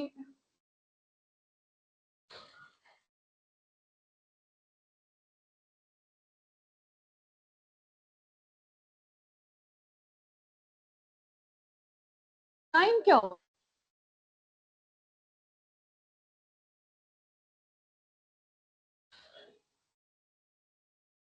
अब मैं आप लोगों का वेट किया करूंगी, 10:30 तक वेट किया करूंगी। ठीक है, 10:30 तक सारे के सारे बच्चे यहाँ पे हाजिर होने चाहिए। अब आप जो पिछले 3 बच्चे हो ना, आप लोगों ने आपस में डिस्कशन करनी है, पहली 3 स्लाइड्स पढ़नी है और मुझे समझानी है। ये हम आखिरी लेक्चर के आखिर में करेंगे, अब नहीं मैं पीछे जाऊंगी। अच्छा, a person could maybe bring his case within the common law jurisdiction and he could also bring his case to the court of chancery। अब मेरे दबाव में पीछे पता है क्या चीज चलती रहती है कि जो नए बच्चे आए हैं, अब वो मैंने उनको पीछे से बताया नहीं, उनको आगे से समझ कैसे आएगी, यही मसला है ना। जो एक बंदा है वो अपना केस जो है वो कॉमन लॉ की जुरिस्डिक्शन में लेके जाएगा and he could also bring his case to the court of chancery. तो इस लाइन का ये मतलब हुआ कि एक बंदा जो था वो उसके पास टू ड्यूअल जुरिस्डिक्शंस थी, वो अपना केस जो है वो कॉमन लॉ में भी लेके जा सकता है, वो अपना केस जो है वो इक्विटी के पास भी लेके जा सकता है। इक्विटी को कौन डील कर रहा था? कोर्ट ऑफ चैंसरी डील कर रही थी, ठीक है। कॉमन लॉ का जैसे हमारी आम कोर्ट्स होती हैं, कॉमन लॉ मैं आप लोग को समझाने के लिए कह रही हूँ कि जैसे हमारी कोई सिविल कोर्ट चल रही है या फौजदारी कोर्ट है, ठीक है, वो अपनी जगह एग्जिस्ट करती थी, लेकिन उनके साथ साथ कोर्ट ऑफ चैंसरी भी थी। कोर्ट ऑफ चैंसरी क्या कर रही थी? वो इक्विटी के साथ डील कर रही थी, और कॉमन लॉ वाले तो उसी चीज को देख रहे थे। आप लोगों को ये होगा क्या कॉमन लॉ था इक्विटी का? अच्छा, the modern study of equity, फिर इक्विटी की मॉडर्न स्टडी पे हम देखेंगे कि हमने क्या पढ़ना है। द मैग्जम्स ऑफ इक्विटी, इक्विटी के 12 मैग्जम है, ठीक है। इक्विटी इन 12 मैग्जम्स के इर्द गिर्द रिवॉल्व करती है, ये भी हम लोग पढ़ेंगे। आपने जो बच्चे अक्सर जाते हैं मैग्जम्स, आपने कौन से सुने होंगे? बहुत ज्यादा जो चलता है डिले डिफीट्स इक्विटी, इस तरह के मैग्जम्स आप लोगों ने सुने होंगे कहीं। चलिए ये आगे मैं आप लोगों को पढ़ाऊंगी तो आप तो समझ एक मैग्जम्स, ये आप लोगों को मैं आप लोगों को कह रही हूँ ना, मैं ओवर बर्डन नहीं करूंगी, ठीक है। ये मैग्जम्स जब अपनी जगह पे आएंगे, ये 12 के 12 मैग्जम्स हम पढ़ेंगे, हम उनको डिस्कस करेंगे और मैं आप लोगों को बताऊंगी ये मैग्जम्स क्या चीज होते हैं, ठीक है। जो मैंने आपको बोला ना, डिले डिफेट्स इक्विटी, और कौन से मैग्जम्स होते हैं यार, ये 12 है, मैं आप लोगों को आगे पढ़ाऊंगी तो आप उसमें कर लोगे। चलो अगली स्लाइड पे आ जाओ। ये ये तो आसान सी बात ही है, मैंने आप लोगों को बताया मैंने ये टॉपिक्स पढ़ाने, इसमें कोई सोचने वाली बात नहीं थी, सही है। द कॉन्सेप्ट ऑफ ट्रस्ट, जब हम ट्रस्ट को पढ़ेंगे तो उसमें हम क्या पढ़ेंगे? उसकी डेफिनेशन को पढ़ेंगे, उसके various relationship that exist with in a trust, और ट्रस्ट में जो वेरियस रिलेशनशिप्स होते हैं, जैसे ट्रस्ट है, ट्रस्ट में फिर ट्रस्टीज क्या होते हैं, ठीक है। ये चीजें हम पढ़ेंगे कि ट्रस्ट है, ट्रस्टी कौन होता है, इसमें डिफरेंट रिलेशनशिप्स आ जाते हैं, उनको हम पढ़ेंगे। टाइप्स ऑफ ट्रस्ट को हम पढ़ेंगे, कौन कौन से टाइप्स की ट्रस्ट हैं, इंक्लूडिंग एक्सप्रेस ट्रस्ट क्या होता है, बेयर ट्रस्ट क्या होता है, फिक्स ट्रस्ट क्या होता है, डिस्क्रिशनरी ट्रस्ट क्या होता है, पब्लिक ट्रस्ट क्या होता है, इस तरह की और बहुत सारी एग्जांपल्स हैं, हम उनको डिस्कस करेंगे। The creation of the trust, create कैसे हुआ? द 3 सर्टेनिटीज थी उसमें, सर्टेनिटी ऑफ इंटेंशन थी, सब्जेक्ट मैटर था, सर्टेनिटी ऑफ ऑब्जेक्ट्स थे, हम इन चीजों को डिस्कस करेंगे। ये जस्ट मैं आप लोगों को बता रही हूँ, मैंने ओवरव्यू दिया है। आज हमारा जो मैंने आपको स्टार्ट में बोला था, आज का लेक्चर हमारा इक्विटी और ट्रस्ट के ऊपर ओवरव्यू है, हम इसके डीप नहीं जाएंगे, हमने जस्ट इक्विटी और ट्रस्ट को उसको देखना है कि इनका लिटरल मीनिंग क्या है और बेसिकली ये बला क्या है, ठीक है। इक्विटी भी आपको समझ आ गई, ट्रस्ट भी आपको समझ आ गया, मतलब आप अगर इस जब अभी तक मैंने जितना भी आपको पढ़ाया इसका निचोड़ निकालें तो कुछ 4-5 बातें बनती है, हालांकि स्लाइड्स कुछ 7-8 हो चुकी होंगी। नेक्स्ट स्लाइड पे आ जाए। अच्छा जी, the constitution of the trust, constitute कैसे होता है, बनता कैसे है ट्रस्ट, ठीक है। उसमें हम क्या क्या पढ़ेंगे? Method of constitution including the transfer of legal title, ये जो ट्रस्ट है, किसी को जब आप कोई चीज दे रहे हो, कोई प्रॉपर्टी दे रहे हो, कोई चीज दे रहे हो, तो उसकी ऑनरशिप, उसका लीगल टाइटल भी तो आगे जाएगा ना, वो किस तरीके से होगा हम उसको पढ़ेंगे, ठीक है। जब मैं अपनी प्रॉपर्टी, फॉर एग्जाम्पल कि मेरे पास बाइक है, मेरे पास गाड़ी है, मेरे पास घर है, तो मैं अगर रेचल को दे रही हूँ या मैं आप लोगों में सिर्फ चलो शाहजेब को दे रही हूँ, तो उसका लीगल टाइटल भी तो ट्रांसफर होगा, तो फिर हम इन चीजों को भी डिस्कस करेंगे। The unconscionability of the rule, the imperfect constitution क्या होते हैं, कि वो इम्परफेक्ट कॉन्स्टिट्यूशन, ये हम ट्रस्ट की कॉन्स्टिट्यूशन की बात कर रहे हैं, ठीक है। प्रोपाइटरी एस्टॉपल क्या होता है, एस्टॉपल का कॉन्सेप्ट आपने कॉन्ट्रैक्ट में भी पढ़ा होगा, ये क्या चीज है ये मैं आप लोगों को वहां पे बताऊंगी। आप इनको देखेंगे ना तो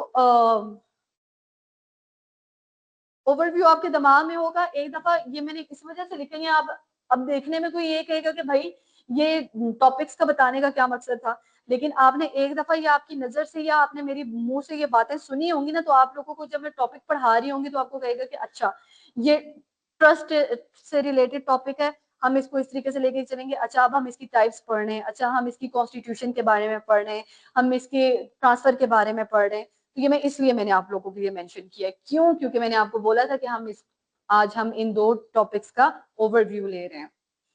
charitable and non charitable trust क्या होता है, an examination of a trust for non charitable purpose including the beneficiary principal क्या होता है, ट्रस्ट फॉर पर्सन क्या होता है, trust and gift and use of corporations क्या होता है, an examination of trust of charitable purpose including the benefit of charitable trust, इस चीज के बारे में हम लोग पढ़ेंगे। चैरिटेबल और नॉन चैरिटेबल को ये सारी चीजें डील कर रही हैं, हम उसको वो पढ़ेंगे। एक दफा जाके आप लोगों ने लेक्चर को सिर्फ मेरे कहने पे आप लोगों को 10 से 15 मिनट लग जाएंगे, आप लोगों ने सिर्फ इसकी थॉरो रीडिंग कर लेनी है। आप लोगों को ये मेरी शक्ल भी याद आएगी, आप लोगों को बाकी क्लास फेलोज भी याद आएंगे, और आप लोगों की रिवीजन ऑटोमेटिकली हो जाएगी।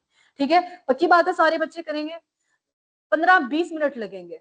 ये स्लाइड्स आप लोगों को पढ़ते हुए देखे, रीडिंग में आप लोग इंटरेस्टेड थे ना, तो जब आप लोग घर जाके एक दफा पढ़ोगे तो आप लोगों को एकदम से समझ आ जाएगी।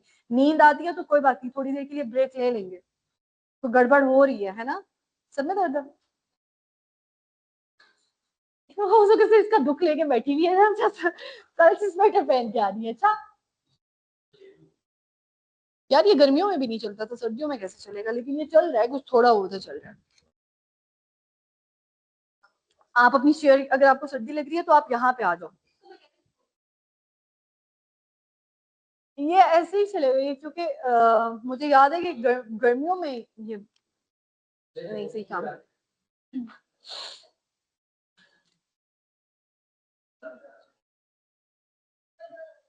अच्छा, तो ये स्लाइड भी इसी चीज से रिलेटेड है। द कॉन्सेप्ट पढ़ाओ। तो concept in application of constructive trust. हाँ,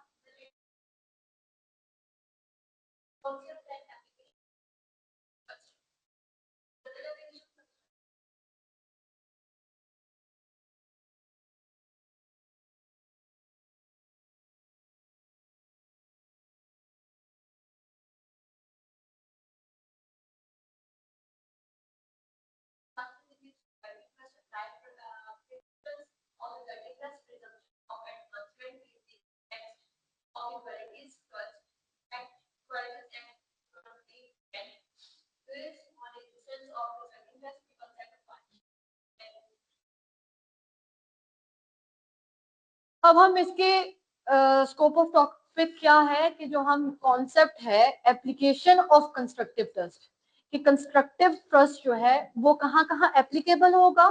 ठीक है, उसकी जनरल एप्लीकेशन क्या होगी, थर्ड पार्टी की क्या लाइबिलिटीज होंगी।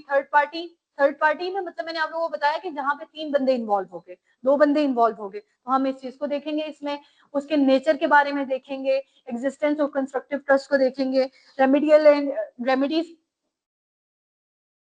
Remedial and institutional constructive trust देखेंगे कि क्या क्या रेमेडीज हैं, इसकी इंस्टीट्यूशन के बारे में हम लोग पढ़ेंगे।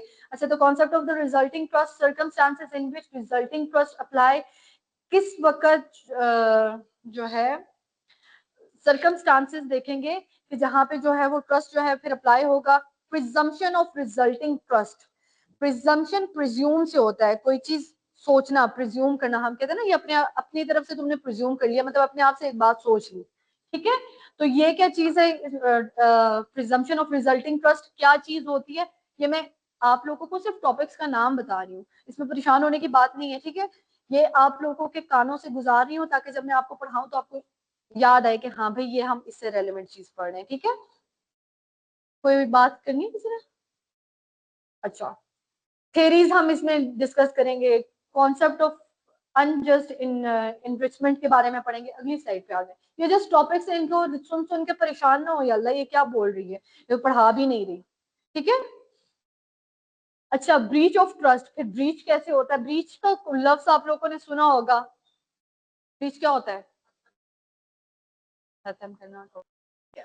And remedies for the breach, remedies क्या होती हैं, रेमेडीज क्या,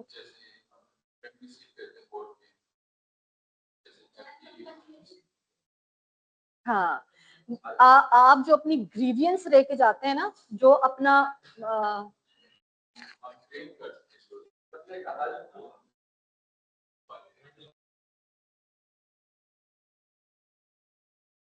बातें नहीं करनी। अच्छा, इससे मेरी अटेंशन भी डाइवर्ट होती है और क्लास में डिस्टरबेंस क्रिएट होती है। हम जो रेमेडीज जो होती हैं, रेमेडीज क्या होती है, कंपनसेशन होती है, रेमेडी मिलती है, कंपनसेशन। हम अपने हम अपना एक प्ली लेके कोर्ट के पास जाते हैं, वो हमारा रिड्रेसल करती है, मतलब कि वो हमारी दाद रसी करती है, हमारे उस मसले को सुनते हैं और वो उसकी दाद रसी करते हुए हमें वो रेमेडी देती है, रिड्रेसल करती है हमारा। ठीक है, breach of trust and liability on trustees, trustees क्या होते हैं, जब ट्रस्ट ब्रीच हो जाता है तो फिर ट्रस्टीज पे क्या क्या लाइबिलिटीज आती हैं, हम उस चीज को देखेंगे। फिर रेमेडीज क्या क्या है, अगर वो ब्रीच हो जाता है तो फिर जैसे कॉन्ट्रैक्ट ब्रीच हो जाता है तो रेमेडीज मिलती थी ना, इसी तरीके से ट्रस्ट ब्रीच हो गया तो इसमें भी क्या क्या रेमेडीज मिलेंगी, इक्विटेबल रेमेडीज कौन सी है, इंजंक्शंस। इंजंक्शंस का लफ्ज आप लोगों ने सुना होगा, इंजंक्शंस क्या होते हैं?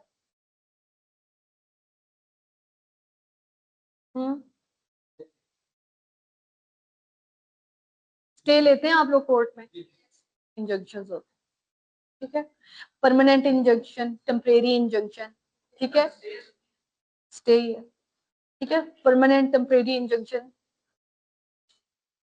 अच्छा जी, अब आ जाते हैं इक्विटी के ऊपर आ जाते हैं, ठीक है। हमने टॉपिक्स का ओवरव्यू लिया, सबसे पहले हमने इक्विटी और ट्रस्ट को देखा, इक्विटी और ट्रस्ट को साथ लेके चले हम लोग, ठीक है। अब हम इक्विटी को स्टेप बाय स्टेप हम डिस्कस करेंगे, जैसे हमने पिछले 3-4 स्लाइड्स में हमने उसके इक्विटी के टॉपिक्स काफी सारे पढ़े ना, तो अब हमने इक्विटी को हमने देखा कि ये क्या है। पहली स्लाइड में तो वही बातें जो मैंने आप लोगों से ऑलरेडी पहले कर चुकी हूँ, लेकिन क्यों, क्योंकि अब हम इसको प्रॉपरली इक्विटी को स्टार्ट कर रहे हैं, तो हम लोग यहाँ से इसको लेकर डिस्कस करेंगे। मैं आपको 1 से 2 तक ब्रेक देती हूँ, ठीक है, बस ये थोड़ा सा टाइम रह गया, बस अभी अभी 12:30 हूँ। In the previous slides, we discussed something of the definition of the term equity, where we noticed that the equity pertains to the idea relating to the fairness.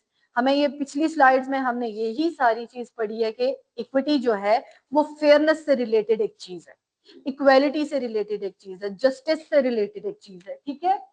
This denotes that it is system of the law that intends to provide fairness. ये चीज किस इंश्राइन करता है, denote करता है, किस चीज की तरफ इशारा कर रहा है कि ये सिस्टम ऑफ लॉ है, ये कानून का एक ऐसा सिस्टम है जिसमें फेयरनेस प्रोवाइड की जाती है, जस्टिस प्रोवाइड किया जाता है, where remedies for limited under common law, ठीक है। वही वाली बात है कि जहां पे कॉमन लॉ में रेमेडीज लिमिटेड होती हैं, मेरा और रेचल वाला केस आप लोग जहन में लेके आए, 10 रुपए वाला, कि वहां पे 10 रुपए के बदले 10 रुपए लिखा हुआ था, वहां पे मजीद कोई रेमेडी नहीं थी, लिमिटेड सी बात थी, लिमिटेड उन्होंने मुझे दे दिया, लेकिन रेचल के साथ देखा गया कि 1 साल तक इसके पैसे जो हैं वो कब्जे में रखे गए, तो इसके साथ नाइंसाफी हुई है, इसको देने चाहिए वो पैसे, तो वो फिर इक्विटी की तरफ चली गई। तो इक्विटी तब जाके रेमेडी देती है जहां पे कॉमन लॉ जो है वो रिजिड होता है, और या वहां पे उसकी जो है वो फ्लेक्सिबिलिटी वहां पे हमें नहीं दिखाई दी जाती।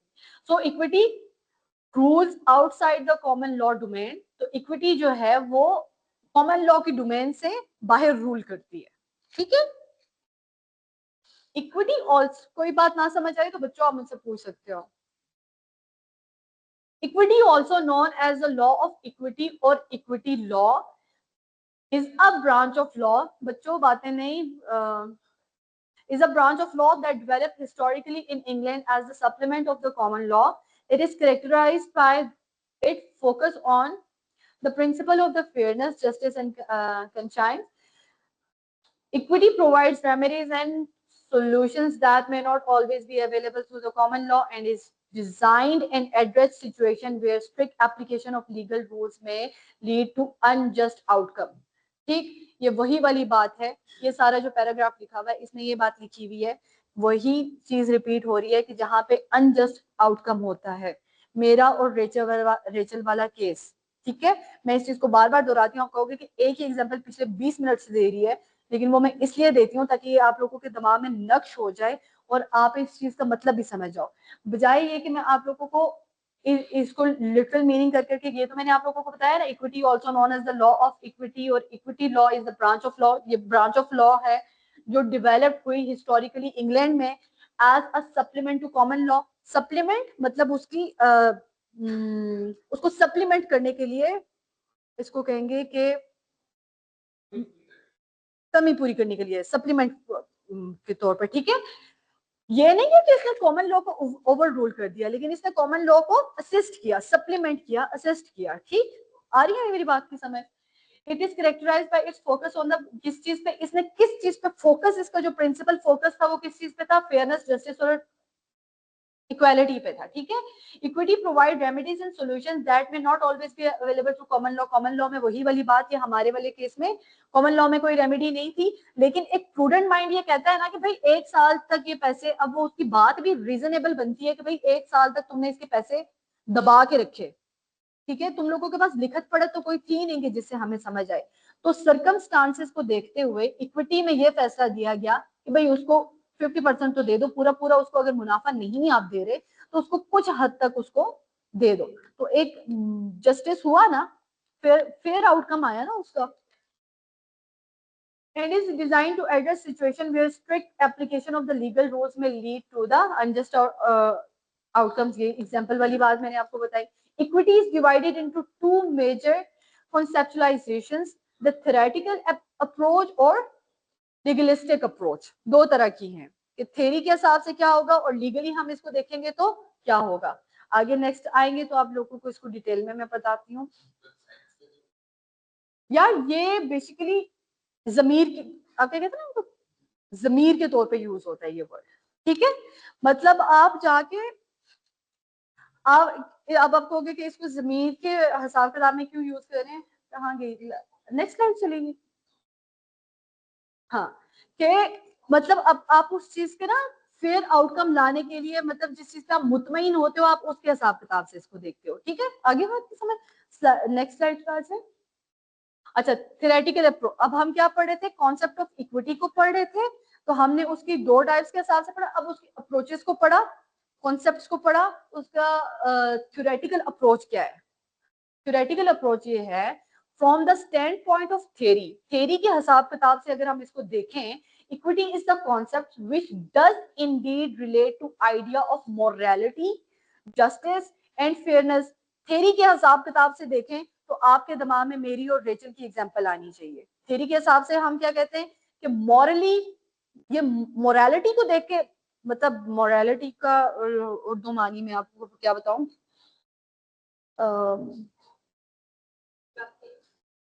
हाँ, इखलाकियात के तो दायरे में रहते हुए आप देखें तो हम इखलाकी तौर पर ये फैसला किया ना कि भाई लिखत पढ़त इनकी कोई नहीं हुई हुई थी, लेकिन इखलाकी तौर पे वाकई अगर इतने अरसे से इसने पैसे इससे लेके अगर इसने कारोबार किया तो इसको कुछ तो हिस्सा या बेनिफिट देना चाहिए ना, ऐसे ही है। तो ये इखलाकी तौर पर फैसला हुआ ना। तो थ्योरेटिकली जब हम इक्विटी को देखते हैं तो वो किस चीज से डील करता है, मोरालिटी, जस्टिस एंड फेयरनेस से करता है, ठीक। Equity has its roots in the medieval legal system of the England. मतलब जैसे हम बात करते हैं जमाने जहालियत या जाहिलियत की बात करते हैं, तो ये मिडिवल लीगल सिस्टम ये कहते हैं कि मतलब जैसे हम पुराने जमाने में जाके देखें, ठीक है। जैसे जैसे हम उर्दू में बात करते हैं ना, हम जाहिलियत कहते हैं, जमाने जाहिलियत कहते हैं, ठीक है। तो ये उस चीज को रेफर कर रहा है कि मतलब ये जैसे इंग्लिश लॉ को भी आपने कॉन्ट्रैक्ट में भी ये चीज पढ़ी होगी कि उसको भी डिफरेंट उसमें एजेस में डिवाइड किया गया था, मेडिवल एज और इस तरीके से करके किया गया था, ठीक है। तो हम इक्विटी की रूट्स देखें तो हम काफी पीछे हमें उसकी रूट्स मिलती हैं। In the early days common law was primary legal system. शुरू के दिनों में देखें तो कॉमन लॉ जो था वही एक प्राइमरी लीगल सिस्टम था। प्राइमरी लीगल सिस्टम कि मतलब वो वाहिद, वो शुरुआत में देखें तो कॉमन लॉ जो था उसी के मुताबिक फैसले होते थे। प्राइमरी लीगल सिस्टम था, प्राइमरी मतलब शुरू में कॉमन लॉ के हिसाब किताब से फैसले होते थे। समझ आई बात की, शायद पक्की बात है। But it had limitation in addressing certain type of disputes. लेकिन उस लीगल से जो कॉमन लॉ में क्या था, सर्टेन टाइप ऑफ लिमिटेशंस थी कि जो कुछ सर्टेन टाइप्स ऑफ डिस्प्यूट्स और प्रोवाइडिंग एप्रोप्रिएट रेमेडीज, कुछ ऐसी सिचुएशंस आती थी जिसमें वो क्या कर रहा था। वालेकुम सलाम।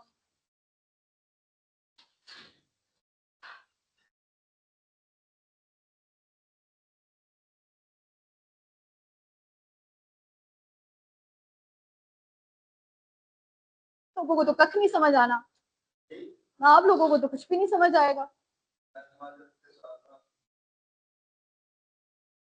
मैं सुनना चाहूंगी।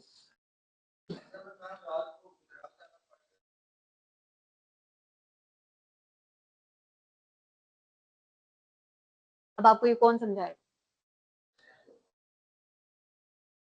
आलिशा मैम आपसे फायदा क्या था? अभी आखिर में ना लेक्चर के ये बाकी बच्चों को मैं फ्री करूंगी और आप 2-4 दाने पकड़े जाओगे जो आखिर आखिर में आएंगे। ठीक है? अच्छा, अब जो मैं समझा रही हूँ उसको दिमाग में बिठा लो, बाकी मैं पीछे से कवर कर लूंगी। अच्छा, मैं अब कहाँ थी? हाँ, अब हम ये कह रहे थे कि शुरू में अगर हम देखें तो कॉमन लॉ एक वाहिद जरिया था जिसके हिसाब किताब में फैसले होते थे, लेकिन उसमें मसला क्या आ रहा था कि वो बहुत ज्यादा रिजिड था, उसमें कोई फ्लेक्सिबिलिटी नहीं थी। ठीक है, तो फिर ऐसे डिस्प्यूट्स आना शुरू हो गए जिनमें उनको अप्रोप्रिएट रेमेडीज नहीं मिलती थी। रेचल और मेरे वाले केस में रेचल को अप्रोप्रिएट रेमेडी नहीं मिली थी, तो रेचल फिर इक्विटी के पास चली गई थी।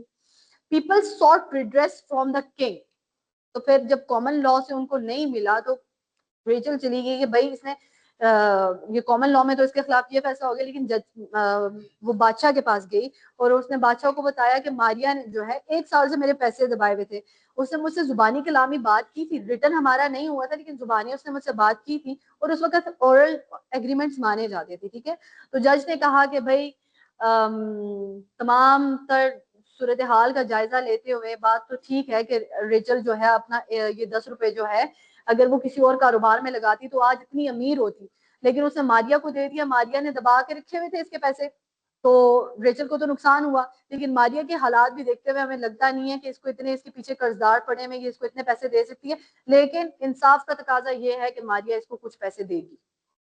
आई बात की समझ? तो फिर क्या हुआ, जब रिजिड था वो कॉमन लॉ, तो फिर लोग क्या करना शुरू हो गए, वो किंग के पास चले गए, who would delegate these cases to the lord chancellors. Delegate करना मतलब कि मैं हाँ अपनी पावर किसी को दे देती हूँ, डेलीगेट करती हूँ। ठीक है, जैसे कि फॉर एग्जांपल मैं कहती हूँ कि यार आज मैं लेक्चर नहीं दे सकती, मेरे बिहाफ पे जो है वो शाहजेब बाकी लेक्चर देगा। ठीक, तो फिर जज ने क्या वो सॉरी किंग ने क्या किया, अपनी डेलीगेट कर दी पावर जो थी चांसलर को कर दी। और फिर क्या हुआ जी कि who would delegate these cases to the lord chancellors। अब जैसे मैंने आपको बताया था कि किंग जो था कभी अवेलेबल नहीं होता था, उसके और बहुत सारे मामला होते थे। ठीक, तो उसने क्या किया, उसने अपने जो मामला थे उसने कहा कि भाई ये इतने सारे केसेस मेरे पास आना शुरू हो गए हैं तो मैं इनके लिए चांसलर्स मुकर्रर कर देता हूँ। तो वो कोर्ट ऑफ चांसरी बनी, तो वो चांसलर जो थे वो उनके केसेस सुनते थे। The Lord Chancellor, in his capacity as a representative of the king, dispensed justice based on fairness and conscience rather than rigid legal rules। तो फिर लॉर्ड चांसलर्स ने क्या करना शुरू किया, अपनी अपनी कैपेसिटी को देखते हुए, Lord Dudley versus lady Dudley 1705। अच्छा, आपने बहुत से अपने इन सब्जेक्ट्स में भी बहुत सारे केस लॉज पढ़े होंगे, तो केस लॉज जो होते हैं, अब जैसे आप लोग कोर्ट में जाते हो, आप वहां पे देखते हो कि आपके पास एक जजमेंट होती है, उस जजमेंट में क्या होता है कि आप एक खास पोर्शन लेते हो जो आप जज के सामने पढ़ते हो, ऐसा ही होता है ना, आप अपना एक प्रिंसिपल उठाते हो, वो जरूर वो जजमेंट में बहुत सारे प्रिंसिपल हो सकता है डिस्कस हुए हुए हो। ठीक है, हाँ जी,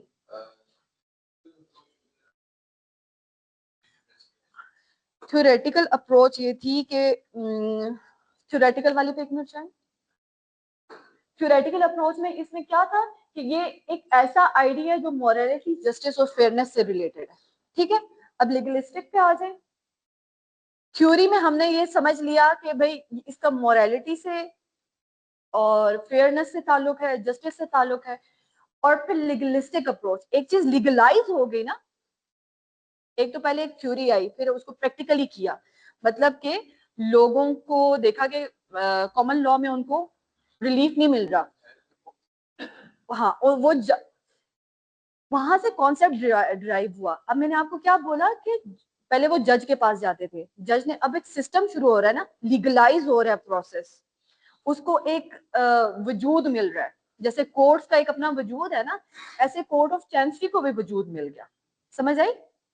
आपका मसला क्लियर हो गया ना कि थ्योरेटिकल क्या था कि मतलब एक वो पहले किंग के पास जाते थे और किंग उनके हक में फैसला कर देता था, वो एक थ्योरी चल रही थी कि ठीक है हम किंग के पास चले गए, लेकिन फिर एक प्रॉपर तरीके से वो लीगलाइज हो गया, एक प्रॉपर प्रोसेस में आ गया किंग था, किंग ने फिर अपने उसके चांसलर अपॉइंट कर दिए। अब आप इसको देखेंगे कि वो इस तरीके से लीगलाइज हुआ। लीगलिस्टिक अप्रोच इसकी ये है कि प्रॉपर उन्होंने एक जगह फिक्स कर दी कि यहाँ पे कोर्ट ऑफ चैंसलरी होंगी, यहाँ पे चांसलर्स बैठेंगे और यहाँ पे फैसले होंगे और इस तारीख को होंगे। ठीक है, आगे समझ। इसको लीगलाइज करना मतलब इसमें ये फर्क है। पहले तो हमें थे उसका मतलब पता था कि ठीक है यहाँ पे ये इक्विटी लगी है, ये चीज हुई, लेकिन फिर लीगलाइज हो गया, प्रॉपर एक उनको जगह दे दी गई, उस पर बैठ के फैसले होने लगे और ये सिस्टम हो गया। ठीक है, और फिर जब जुडिकेचर एक्ट्स क्यों आए थे, इस वजह से आए थे कि इक्विटी और कॉमन लॉ में बहुत ज्यादा कॉन्फ्लिक्ट्स आने शुरू हो गए थे। फॉर एग्जांपल के कॉमन लॉ के जज आप हैं और इक्विटी वाले में लॉर्ड ऑफ चांसलर में हूँ। ठीक है, तो उसमें क्या हुआ कि अब आपने भी एक फैसला किया, मैंने भी एक फैसला किया, अब हम दोनों का कॉन्फ्लिक्ट आएगा ना कि भाई ये क्या तरीकेकार है कि हमने ये इसके हिसाब से ये फैसला किया, उसने जाके मैंने रेचल के मैंने मारिया के हक में फैसला दिया था और फिर दूसरे बंदे ने जो है वो रेचल के हक में फैसला दे दिया, कॉन्फ्लिक्ट आ गया। तो ये बहुत सारे कॉन्फ्लिक्ट रेज होना शुरू हो गए। तो इस चीज को खत्म करने के लिए उन्होंने जुडिकेचर एक्ट्स लाए थे और ये दोनों चीजें एक बन गई। आगे मेरी बात की समझ। अब लीगलिस्टिक अप्रोच उसकी ये थी कि उसको सिर्फ मानी का पता था और कि मतलब ये थ्योरेटिकल अप्रोच थी। लीगलिस्टिक क्या हो गया, जब उसको प्रॉपर जगह मिल गई बैठने के लिए, उसका मुकम्मल सॉरी प्रॉपर एक दिन मुतय्यन हो गया कि ये फलाने दिन इनके केसेस सुने जाएंगे, फलानी जगह पे सुने जाएंगे, तो ये अब लीगलाइज हो गया। ठीक है, ये लीगलिस्टिक अप्रोच थी। समझ आ गया। नेक्स्ट स्लाइड है। अच्छा, अब जब केस लॉज का मैं आप लोगों को बता रही थी कि जब आप लोग केस लॉज पढ़ते हो तो आप लोग जरूरी नहीं है कि वो पूरे का पूरा केस जिसमें आप पूरे फैक्ट्स लिखोगे और सारा कुछ, आप अपने रिलेटेड प्रिंसिपल लेते हो। तो ये लॉर्ड डेडले वर्सेस लेडी डेडले 1705 का केस है ये। ठीक है, इसमें क्या हुआ था, इसमें से इस केस से इक्विटी का कॉन्सेप्ट निकला था, जो मतलब एक प्रॉपर वे में सामने आया था। वन वेरी यूजफुल डेफिनेशन, इसमें से इसकी डेफिनेशन प्रॉपर्ली डिराइव हुई थी। ठीक है, वन वेरी यूजफुल डेफिनेशन, जैसे एक मैंने आपको बताया ना कि डिफरेंट सिनेरियोज होते हैं। एक केस इस नौयत का आता है जिसका पहला कभी कानून उससे रिलेटेड कोई कानून नहीं होता, लेकिन वो प्रेसिडेंट बन जाता है, वहां से एक प्रॉपर एक चीज मिल जाती है कि भाई, तो फिर इक्विटी को प्रॉपर एक डेफिनेशन जो है वो इस केस से मिली थी। ये अब आप लोग अपने जहन में रखेंगे। ठीक है, केस आपको सन के साथ वैसे ही लिखना होता है। One very useful definition of law, definition of how equity operates in relation to the common law comes out of the Dudley case in 1705, where it was observed that इस केस से equity की definition निकली थी, जो क्या कहती है, now equity is no part of law. Equity जो है वो कानून का हिस्सा नहीं है, बट अ मॉरल विर्चू।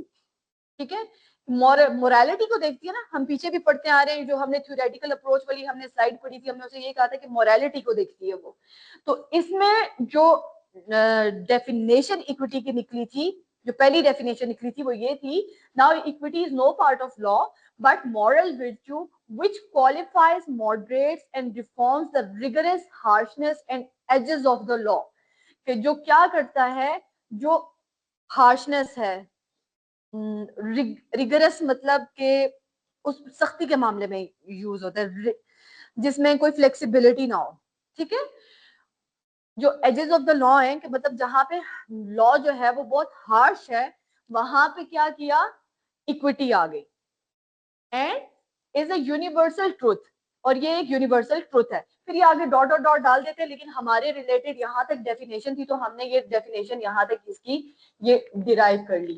ठीक, ये डॉट डॉट के मतलब आगे भी इसमें बहुत सारी बातें की गई थी, लेकिन हमारे रिलेटेड यही बात है, हमने वो पकड़ के चुन के लिख लिया। ठीक, equity therefore does not destroy the law nor creates it but assists it।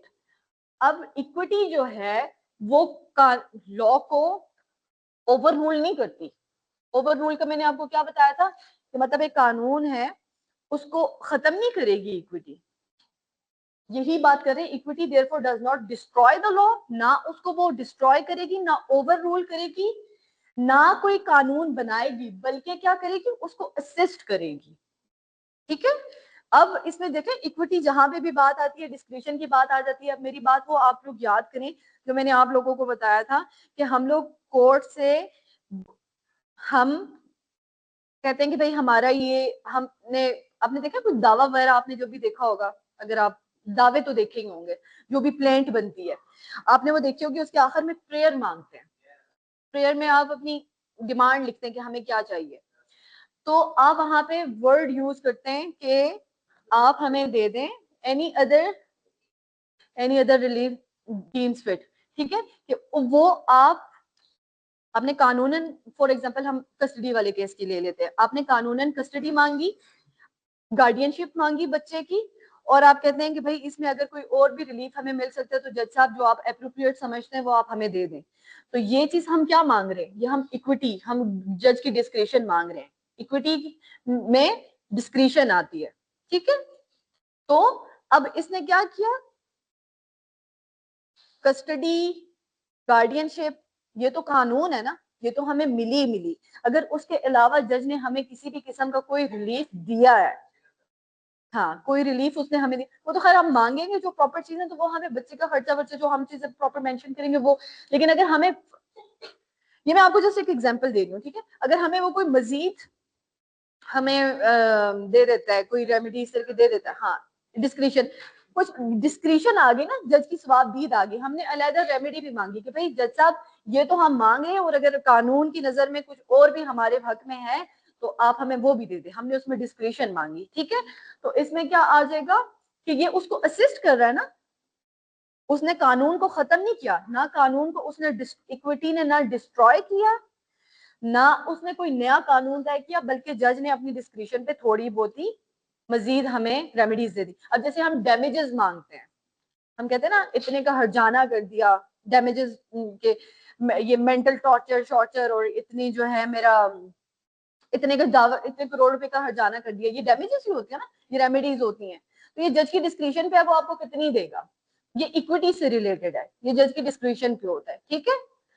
Until unless कि अगर कोई प्रॉपर वहां पे कानून में मौजूद नहीं है, उसके अलावा जैसे हम कहते हैं मेंटल टॉर्चर का रिड्रेसल क्या होगा, आप कहते हैं कि भाई मुझे इतना स्ट्रेस हुआ और मैं इतने, आपने अक्सर लीगल नोटिसेस जो बच्चे बनाते हैं, ठीक है, कोई डेफेमेशन का आपके ऊपर केस कर देता है, आप कहते हैं कि जी इसकी वजह से मेरी बदनामी हुई और मैं स्ट्रेस में चला गया, कोई डेफेमेशन का अगर आप लोगों ने लीगल नोटिस बनाया तो उसमें वो लिखते हैं कि मैं इतने के इस पे हर्जाना करता हूँ और इतनी इतनी इसको कॉस्ट डाली जाए, और ये तो ये आप क्या मांग रहे हैं, ये डैमेजेस मांग रहे हैं, रिलीफ मांग रहे हैं। अब कोर्ट की डिस्क्रिप्शन होती है कि वो आपको जितना मर्जी दे दे। अब स्ट्रेस को किसे मुतय्यन करेंगे कि आपको इतना स्ट्रेस हुआ और आपको 10 रुपए देने चाहिए, 20 रुपए, लाख रुपए, 2 लाख रुपए, और जो करोड़ मांग रहा है उसको कितना कोई स्ट्रेस हो गया, ठीक है। हाँ ये फिर जज की डिस्क्रिप्शन पे आ जाता है। डैमेजेस राइट होते हैं, अब वही मैं आपको बता रही हूँ, देखिए अब जज की डिस्क्रिप्शन होती है, मैं डिस्क्रिप्शन के हवाले से बात कर रही हूँ, इक्विटी के हवाले से बात कर रही हूँ कि आपको आपको ये कितने मिलेंगे डैमेजेस, कि तो अब फॉर एग्जांपल कि आपको मेंटल स्ट्रेस का डैमेजेस का कोई तायुन तो नहीं है ना, कि मुझे इतना मेंटल स्ट्रेस हुआ, उस स्ट्रेस को हम कैसे तायुन, वो तो जज की डिस्क्रिप्शन पे है कि वो जितने भी उसकी कॉस्ट अगले बंदे पे डाल दे। समझ आई, क्वेश्चन क्लियर हुआ? नहीं, अगर नहीं हुआ फिर मैं बताती हूँ, पूछना है तो। अच्छा, the issue with the development of the equity within the court of chancery was that it was developed.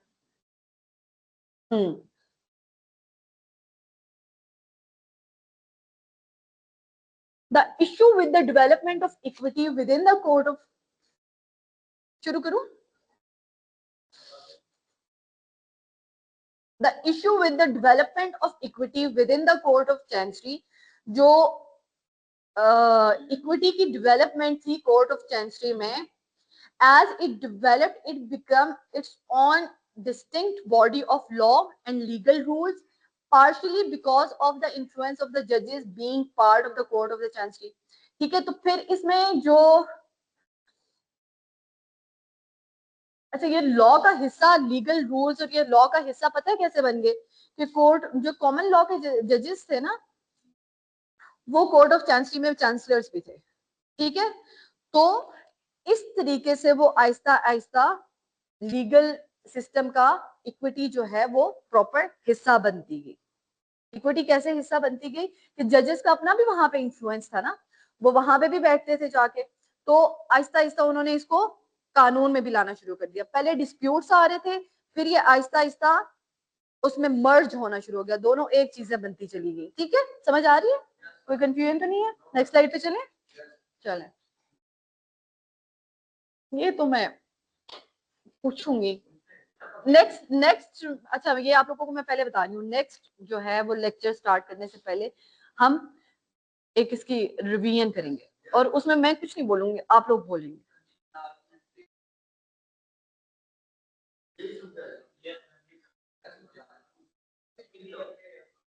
ये भी आप लोग जाके एक दफा, एक मेरी आप लोगों से रिक्वेस्ट है, मैं आपसे सिर्फ रिक्वेस्ट कर सकती हूँ कि आपने एक दफा जाके इसको पढ़ना है, और दूसरी दफा लेक्चर से पहले, ये आप लोगों के लिए बेहतर है ना, आप लोगों की खुद साथ साथ रिवीजन भी होती जाएगी। ठीक है, वो बजाय ये कि मैं आप लोगों को एक ही दफा कोई असेसमेंट बना के दूं, यहाँ पे आप प्रेजेंटेशन आपकी रखेंगे और एक बच्चा जो है मेरे बिहाफ पे जो है ना, मैं उसको पार्ट डेलीगेट करूंगी कि वो वहां पे बैठेगा और वो वहां पे उनके रिजल्ट भी लिखते जाएगा, नंबर भी देते जाएगा, मैं जो जो बताऊंगा। ठीक है, जो भी होगी। ठीक है, हर दफा हर इतने ज्यादा अभी लेक्चर से हर बच्चे की इंशाल्लाह बारी आएगी। ठीक है,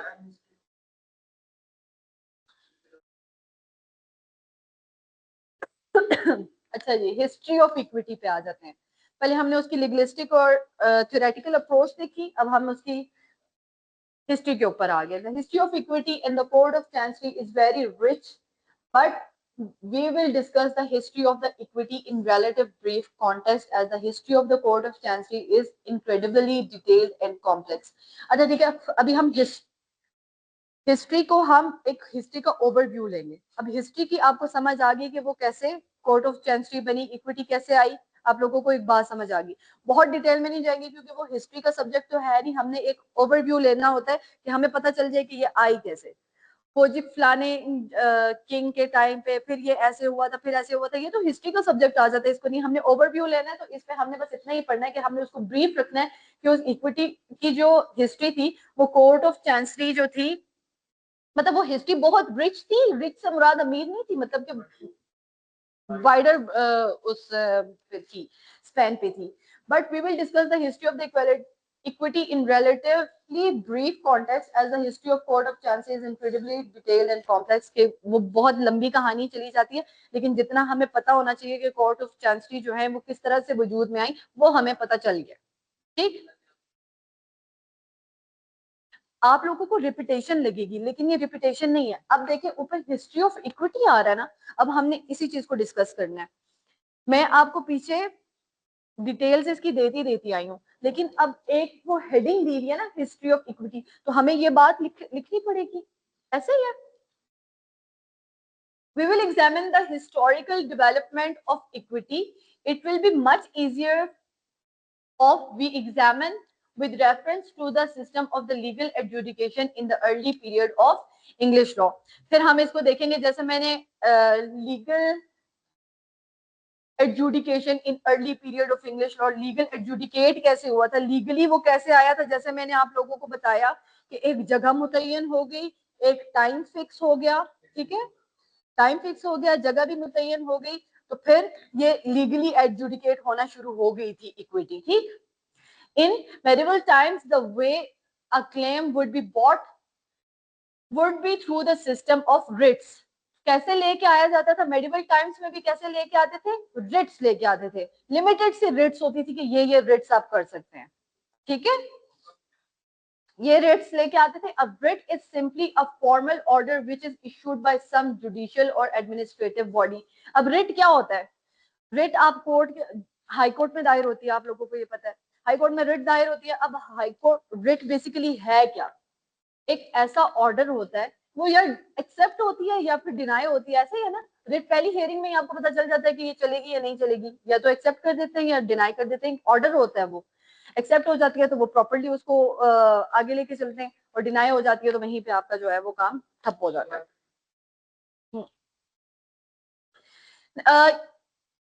इसको हम स्टेप बाय स्टेप लेके चलेंगे। ठीक है, आप लोग इन चीजों पे बस अभी आप लोग ये समझे कि जो मेडिवल टाइम्स में, जो मैंने आप लोगों को बताया कि वो जो अपना क्लेम जो लेके आते थे, हम जो भी केस करते हैं, हम अपना कोई दावा लेके आते हैं ना, ठीक है, वो क्लेम हम कैसे लेके आते हैं?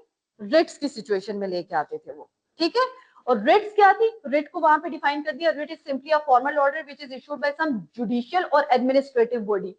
जुडिशियल, जाहिर है कोई क्लेम लेके आ रहे हैं, जुडिशरी से रिलेटेड है तो जुडिशियल है, और एडमिनिस्ट्रेशन भी करती है ना, उसको एडमिनिस्टर भी करती है। जुडिशियल बॉडी कौन सी है हमारी अभी इस वक्त पाकिस्तान में? हाई कोर्ट है, ठीक है। और मैं समझी आप इस क्लास के बच्चे हैं, नहीं जाए नमाज नहीं।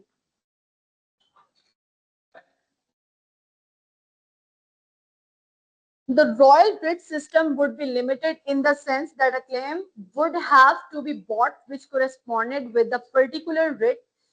There were a number of different writs that had authority to remedy a claim.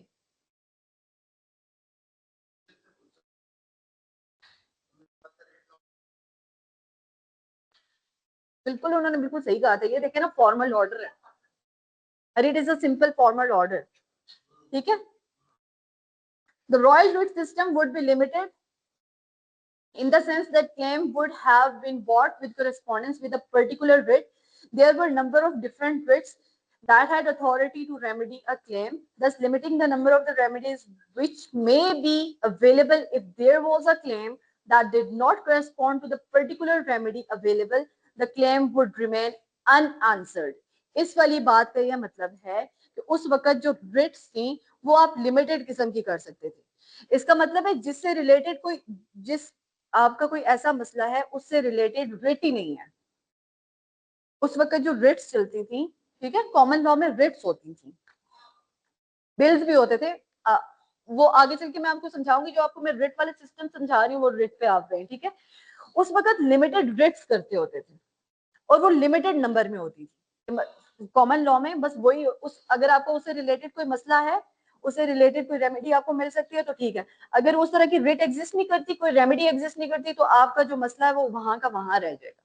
जो हमारे लेन देन का मसला था मेरा और रेचल का, अगर वो उस रिट में, जो रिट्स कानून में लिखी गई थी या जिनकी रेमेडीज वहां पे अवेलेबल थी, अगर तो हमारा मसला उनसे मिलता जुलता था तो हमें उसमें रेमेडी मिलेगी। अगर हमारा मसला मिलता जुलता ही नहीं था तो हम कहाँ जाएंगे? इसका मतलब है तो हम तो कॉमन लॉ में जा ही नहीं सकते, तो फिर हम इक्विटी के पास जाएंगे ना, हम जज के वो सॉरी बादशाह के पास जाएंगे। चले समझ आ गई बात की? कोई कंफ्यूजन तो नहीं है इसमें? पक्की बात है? चले नेक्स्ट स्लाइड पे आते हैं।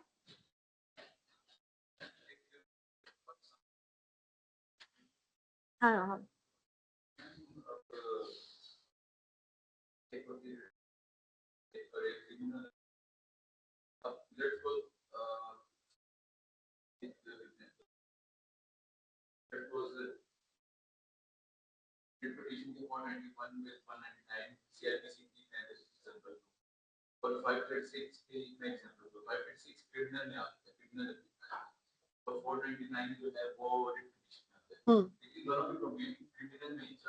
हम्म।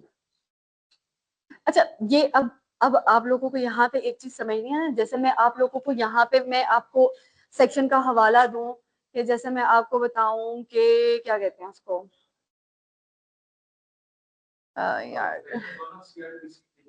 सेक्शन दोनों सीआरपीसी के हैं, लेकिन मैं आपको ये यहाँ पे ये है कि आप लोगों के एक तो लेक्चर्स रिकॉर्डेड होते हैं, ठीक है, और ऊपर से मैं आप लोगों को अगर यहाँ का दूंगी ना, मेरा लेक्चर कोई भी उठाता है और वो कहता है कि यार ये पाकिस्तानी लॉ की एग्जाम्पल दी, ठीक है, तो मेरा वहां पे, या तो मैं आप लोगों को, जब मैं आप लोगों को ये पढ़ाती हूँ, अगर मैं आपको पाकिस्तानी लॉ का हवाला दे रही हूँ और वही चीज मैं आपको इंग्लैंड के लॉ के रेलेवेंट बताऊंगी ना, तो फिर मैं आपको उस चीज को डिस्क्राइब करूंगी, ठीक है। जब मेरा कोई भी, हाँ, कोई भी बंदा मेरा रिकॉर्डेड लेक्चर उठा के देखता है तो वो कहेगा कि भाई ये पढ़ाई एक स्टैंडर्ड प्रोग्राम वाले को रही है, एग्जाम्पल्स ये दे रही है इसकी, मैं आपको बिल्कुल एग्जाम्पल्स दूंगी जब मुझे ऑथेंटिसिटी उस चीज की मिलेगी कि एक्सटर्नल प्रोग्राम में जो ये चीज, ये क्वेश्चन है या ये जो सेक्शन है, एक्सटर्नल प्रोग्राम के सेक्शन का भी हवाला दूंगी, आपको पाकिस्तानी लॉ का भी दूंगी और दोनों का कंपैरिजन भी करूंगी, फिर आपको एक चीज बताऊंगी।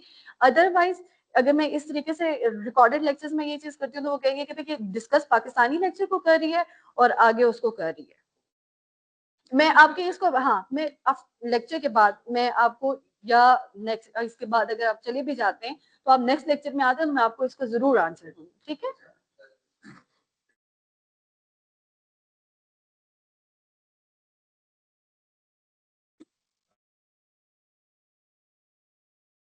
हाँ, नहीं नहीं यार, ये ऑफिशियल अनऑफिशियल का कोई नहीं है। आपको पाकिस्तानी लॉ भी, क्योंकि जब आप प्रैक्टिस यहाँ पे कर रहे हो ना, उससे रिलेटेड अगर आप हमसे कोई भी क्वेश्चन करते हो तो उसमें हमें कोई इशू नहीं है आप लोगों को जवाब देने का, ठीक है।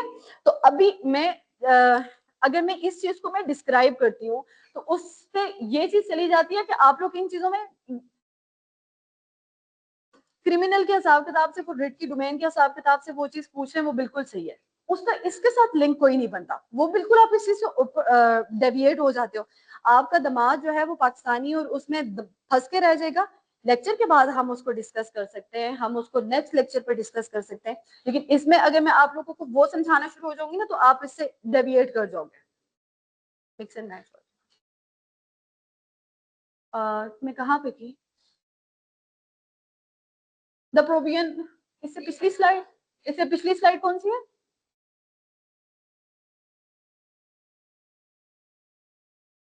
हिस्ट्री ऑफ इक्विटी के ऊपर जाएं एक बार। अच्छा, रिमेन अर्नस्ट, ठीक है, नेक्स्ट पे आ जाए।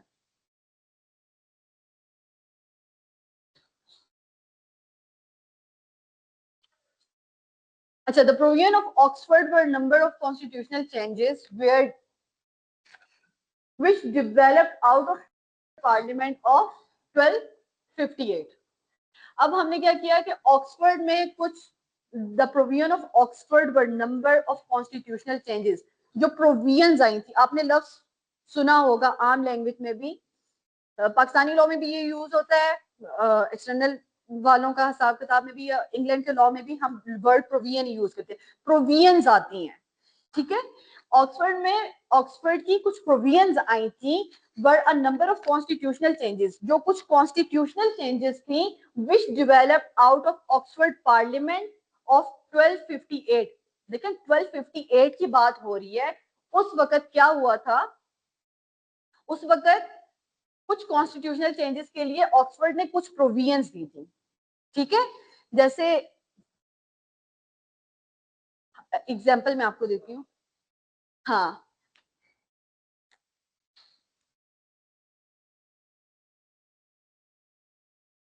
ऑक्सफोर्ड की जो पार्लियामेंट थी, ठीक है, ये 1258 की बात है, उसने कुछ कॉन्स्टिट्यूशनल चेंजेस करने के लिए कुछ प्रोविजंस दी थी। प्रोविजंस को आप वही वर्ड जो आपने उर्दू में इस्तिलाहात का यूज किया, इस्तिलाहात दी थी, और the provisions themselves were established as a means of as a means to resolve a particular dispute which had arisen between king at the time Henry III and his barons। barons balance ये होते हैं कि अशराफिया ही होती है, elite class ही होती है, लेकिन elite class में भी जो लोअर, इलीट में भी जो लोअर कंसीडर किए जाते हैं, ठीक है। तो ये प्रोविजंस क्यों आई थी? The provisions themselves were established as a means to resolve the particular disputes which has arisen between the king at the time Henry III and his barons। जब ये इक्विटी और कॉमन लॉ के इस तरह के फैसले आना शुरू हो गए ना, तो इस तरह के डिस्प्यूट्स आना शुरू हो गए थे। बात की समझ आ रही है? जो कॉन्फ्लिक्ट आ रहा है जी। ऑक्सफोर्ड जगह का नाम है, नहीं ये यूनिवर्सिटी नहीं है, ऑक्सफोर्ड जगह का नाम है, वहां पे एक पार्लियामेंट बनी हुई थी, ठीक है। तो ये ऑक्सफोर्ड ने, the provision of Oxford, Oxford England में जगह का नाम है, ठीक है। इसी वजह ऑक्सफोर्ड यूनिवर्सिटी का भी आप लोगों ने नाम सुना। हाँ, तो ऑक्सफोर्ड पार्लियामेंट ऑफ 1258, ये ऑक्सफोर्ड की पार्लियामेंट थी, ठीक है, 1258। और उसमें क्या हुआ कि उसने कुछ इस्तिलाहात दी थी। वो इस्तिलाहात क्यों आई थी, वो प्रोविजंस क्यों आई थी? इस वजह से कि कुछ पर्टिकुलर डिस्प्यूट्स हो रहे थे किंग हेनरी द थर्ड के दरमियान और उसके बैरन्स के दरमियान, ठीक है।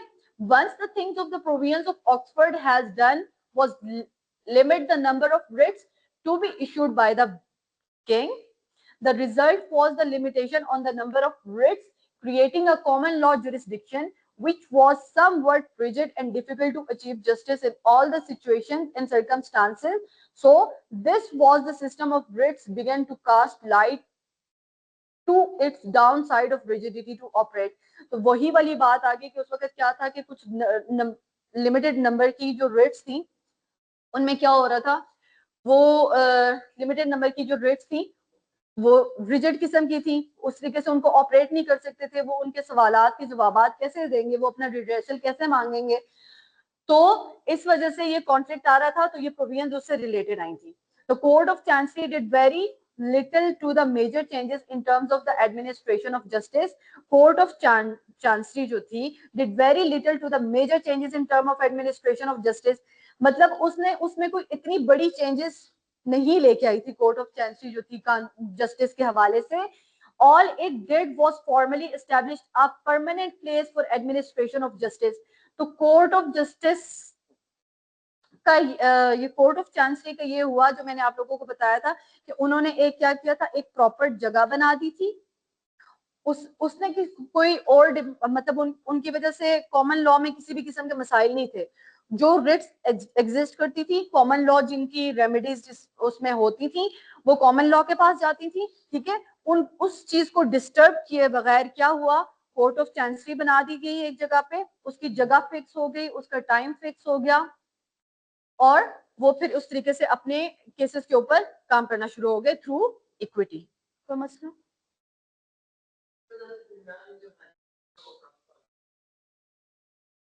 यार हिस्ट्री मेरी इतनी वो नहीं है.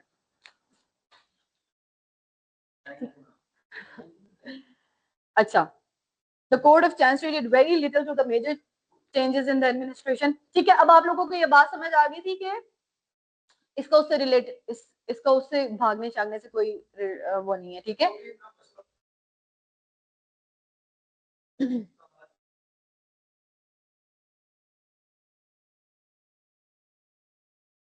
हाँ, लेकिन इसकी वजह से नहीं भागा था. ठीक है, चले नेक्स्ट पे आ जाए.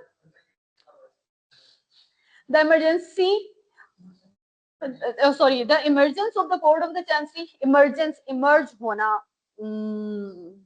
वजूद में आना है, इसको पढ़ लें. ठीक है, ये कब आई थी, जो नॉर्मन कॉन्क्वेस्ट. ये भी अब हिस्ट्री से ही है कि जब नॉर्मन्स आए थे, इंग्लैंड में रोले होना शुरू हो गए थे, और फिर डिफरेंट कबीले वहां, मतलब वो एक जैसे अब ये नॉर्मन्स हैं, इसी तरीके से बहुत सारे लोग उठना शुरू हो गए थे. नॉर्मन्स ने उस चीज को इन्वेड कर लिया था.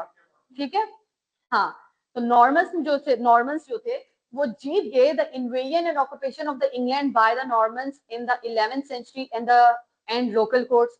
तो ये नॉर्मन्स के टाइम पे जो है वो इमर्ज होना शुरू हो गई थी. जब ये नॉर्मन्स ने कॉन्क्वेस्ट किया था, उस वक्त इनकी इमरजेंस होना शुरू हो गई थी. कोर्ट ऑफ चांसरी के हवाले से हम पढ़ रहे हैं. ठीक है, 1150 onwards, Henry II creates a centralized system of the royal common law courts.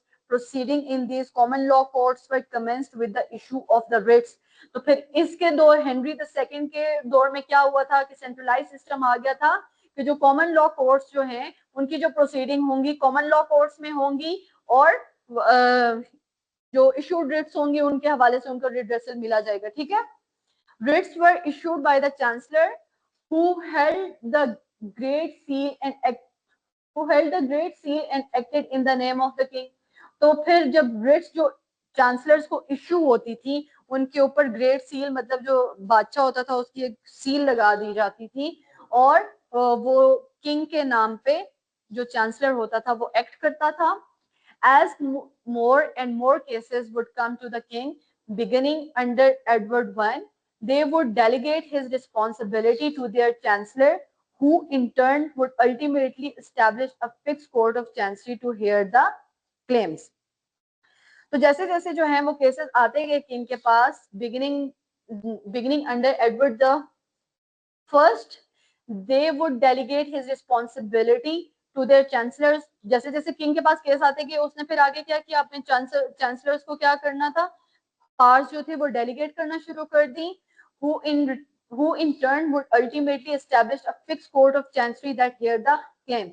तो फिर क्या हुआ कि जब वही जो मैंने आप लोगों को बात काफी देर पहले बताई थी कि पहले बादशाह था, बादशाह को कहीं जाना पड़ता था, उसने अपने चांसलर मुकर्रर किए, चांसलर को कहीं भी जाना पड़ जाता था बादशाह के साथ, क्योंकि उसके वजीर मुशीर ही होते थे. तो जब उनको भी उसके साथ जाना पड़ जाता था, तो फिर उसका हल उन्होंने क्या निकाला कि हम एक जगह और एक दिन मुतय्यन कर दिए थे जहां पे हम केसेस को सुना करें. ठीक, by the end of the 14th century, bills requesting a unique remedy were being directed to the chancellor personally. पहले तो रिट्स होती थी, फिर क्या हुआ, बिल्स दिए जाते थे। बिल्स से मुराद वो बिल्स नहीं, बिल्स से मुराद आपकी अर्जी है, ठीक है। तो वो जो bills requesting a unique remedy, bills जो दिए जाते थे वो अपनी कोई रेमेडी लेने के लिए, यूनिक रेमेडी इसलिए कहा गया क्योंकि कॉमन लॉ में रिट्स में मौजूद नहीं थी, तो फिर वो एक नई चीज आ गई ना, यूनिक हो गई। तो फिर वो यूनिक रेमेडी के लिए वो चांसलर्स के पास पर्सनली जो है वो उसकी रेमेडी लेने के लिए जाते थे, ठीक है। चांसलर्स उसको पर्सनली उसको रिड्रेस कर देते थे। आगे बात की समझ, कोई कंफ्यूजन? चलें,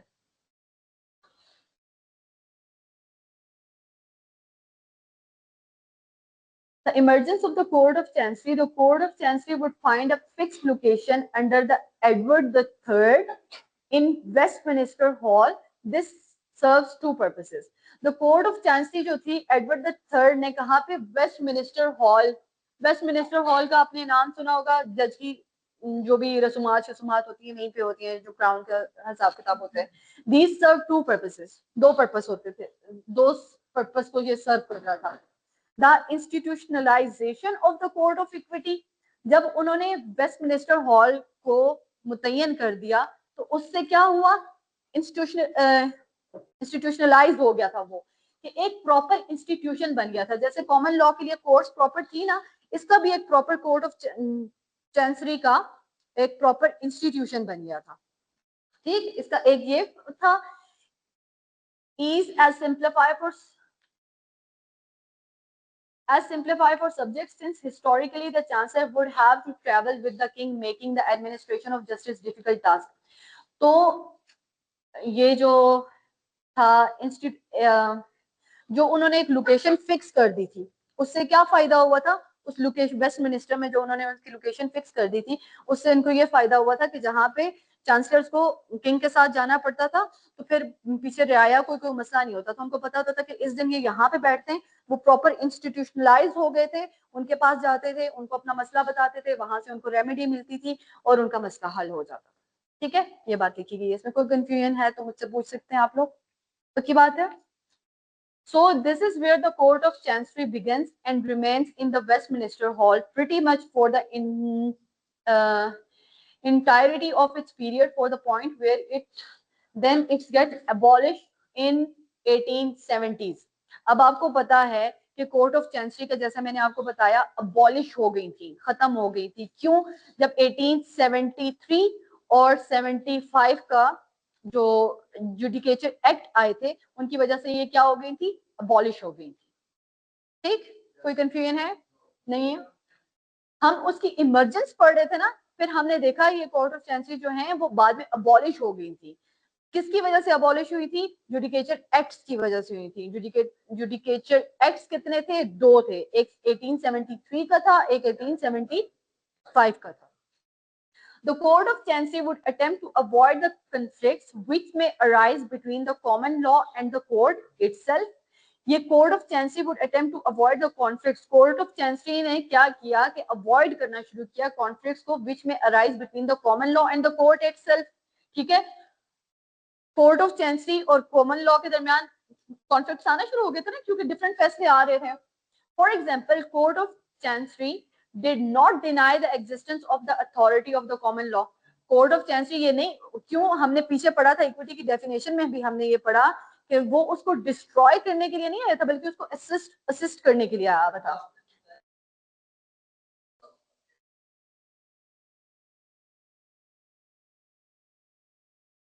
मर्ज हो गए थे। तो कोर्ट ऑफ चैंसरी वुड ये नहीं, मैं आपको ये एग्जांपल दे रही हूँ, मैं आपको ये पढ़ा के उसको साथ समझा रही हूँ, ठीक है। For example, court of chancery did not deny the existence. Court of chancery ने कॉमन लॉ की एग्जिस्टेंस को डिनाई नहीं किया था, but rather it acted in persona. Acted in persona के मतलब देखो, जो ब्रिट्स अवेलेबल थी उनके मुतालिक तो फैसले हो रहे थे।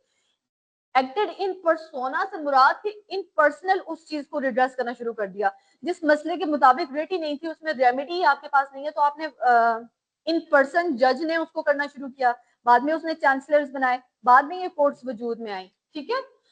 It instances respondent to the conscience of the individual and individual cases. Case to case उन्होंने इसको डिस्कस करना शुरू किया, इसको ट्रीट करना शुरू किया, उसको मुताबिक उसको रिड्रेसल देना शुरू कर दिया। ठीक है, वही पुरानी बात हो रही है।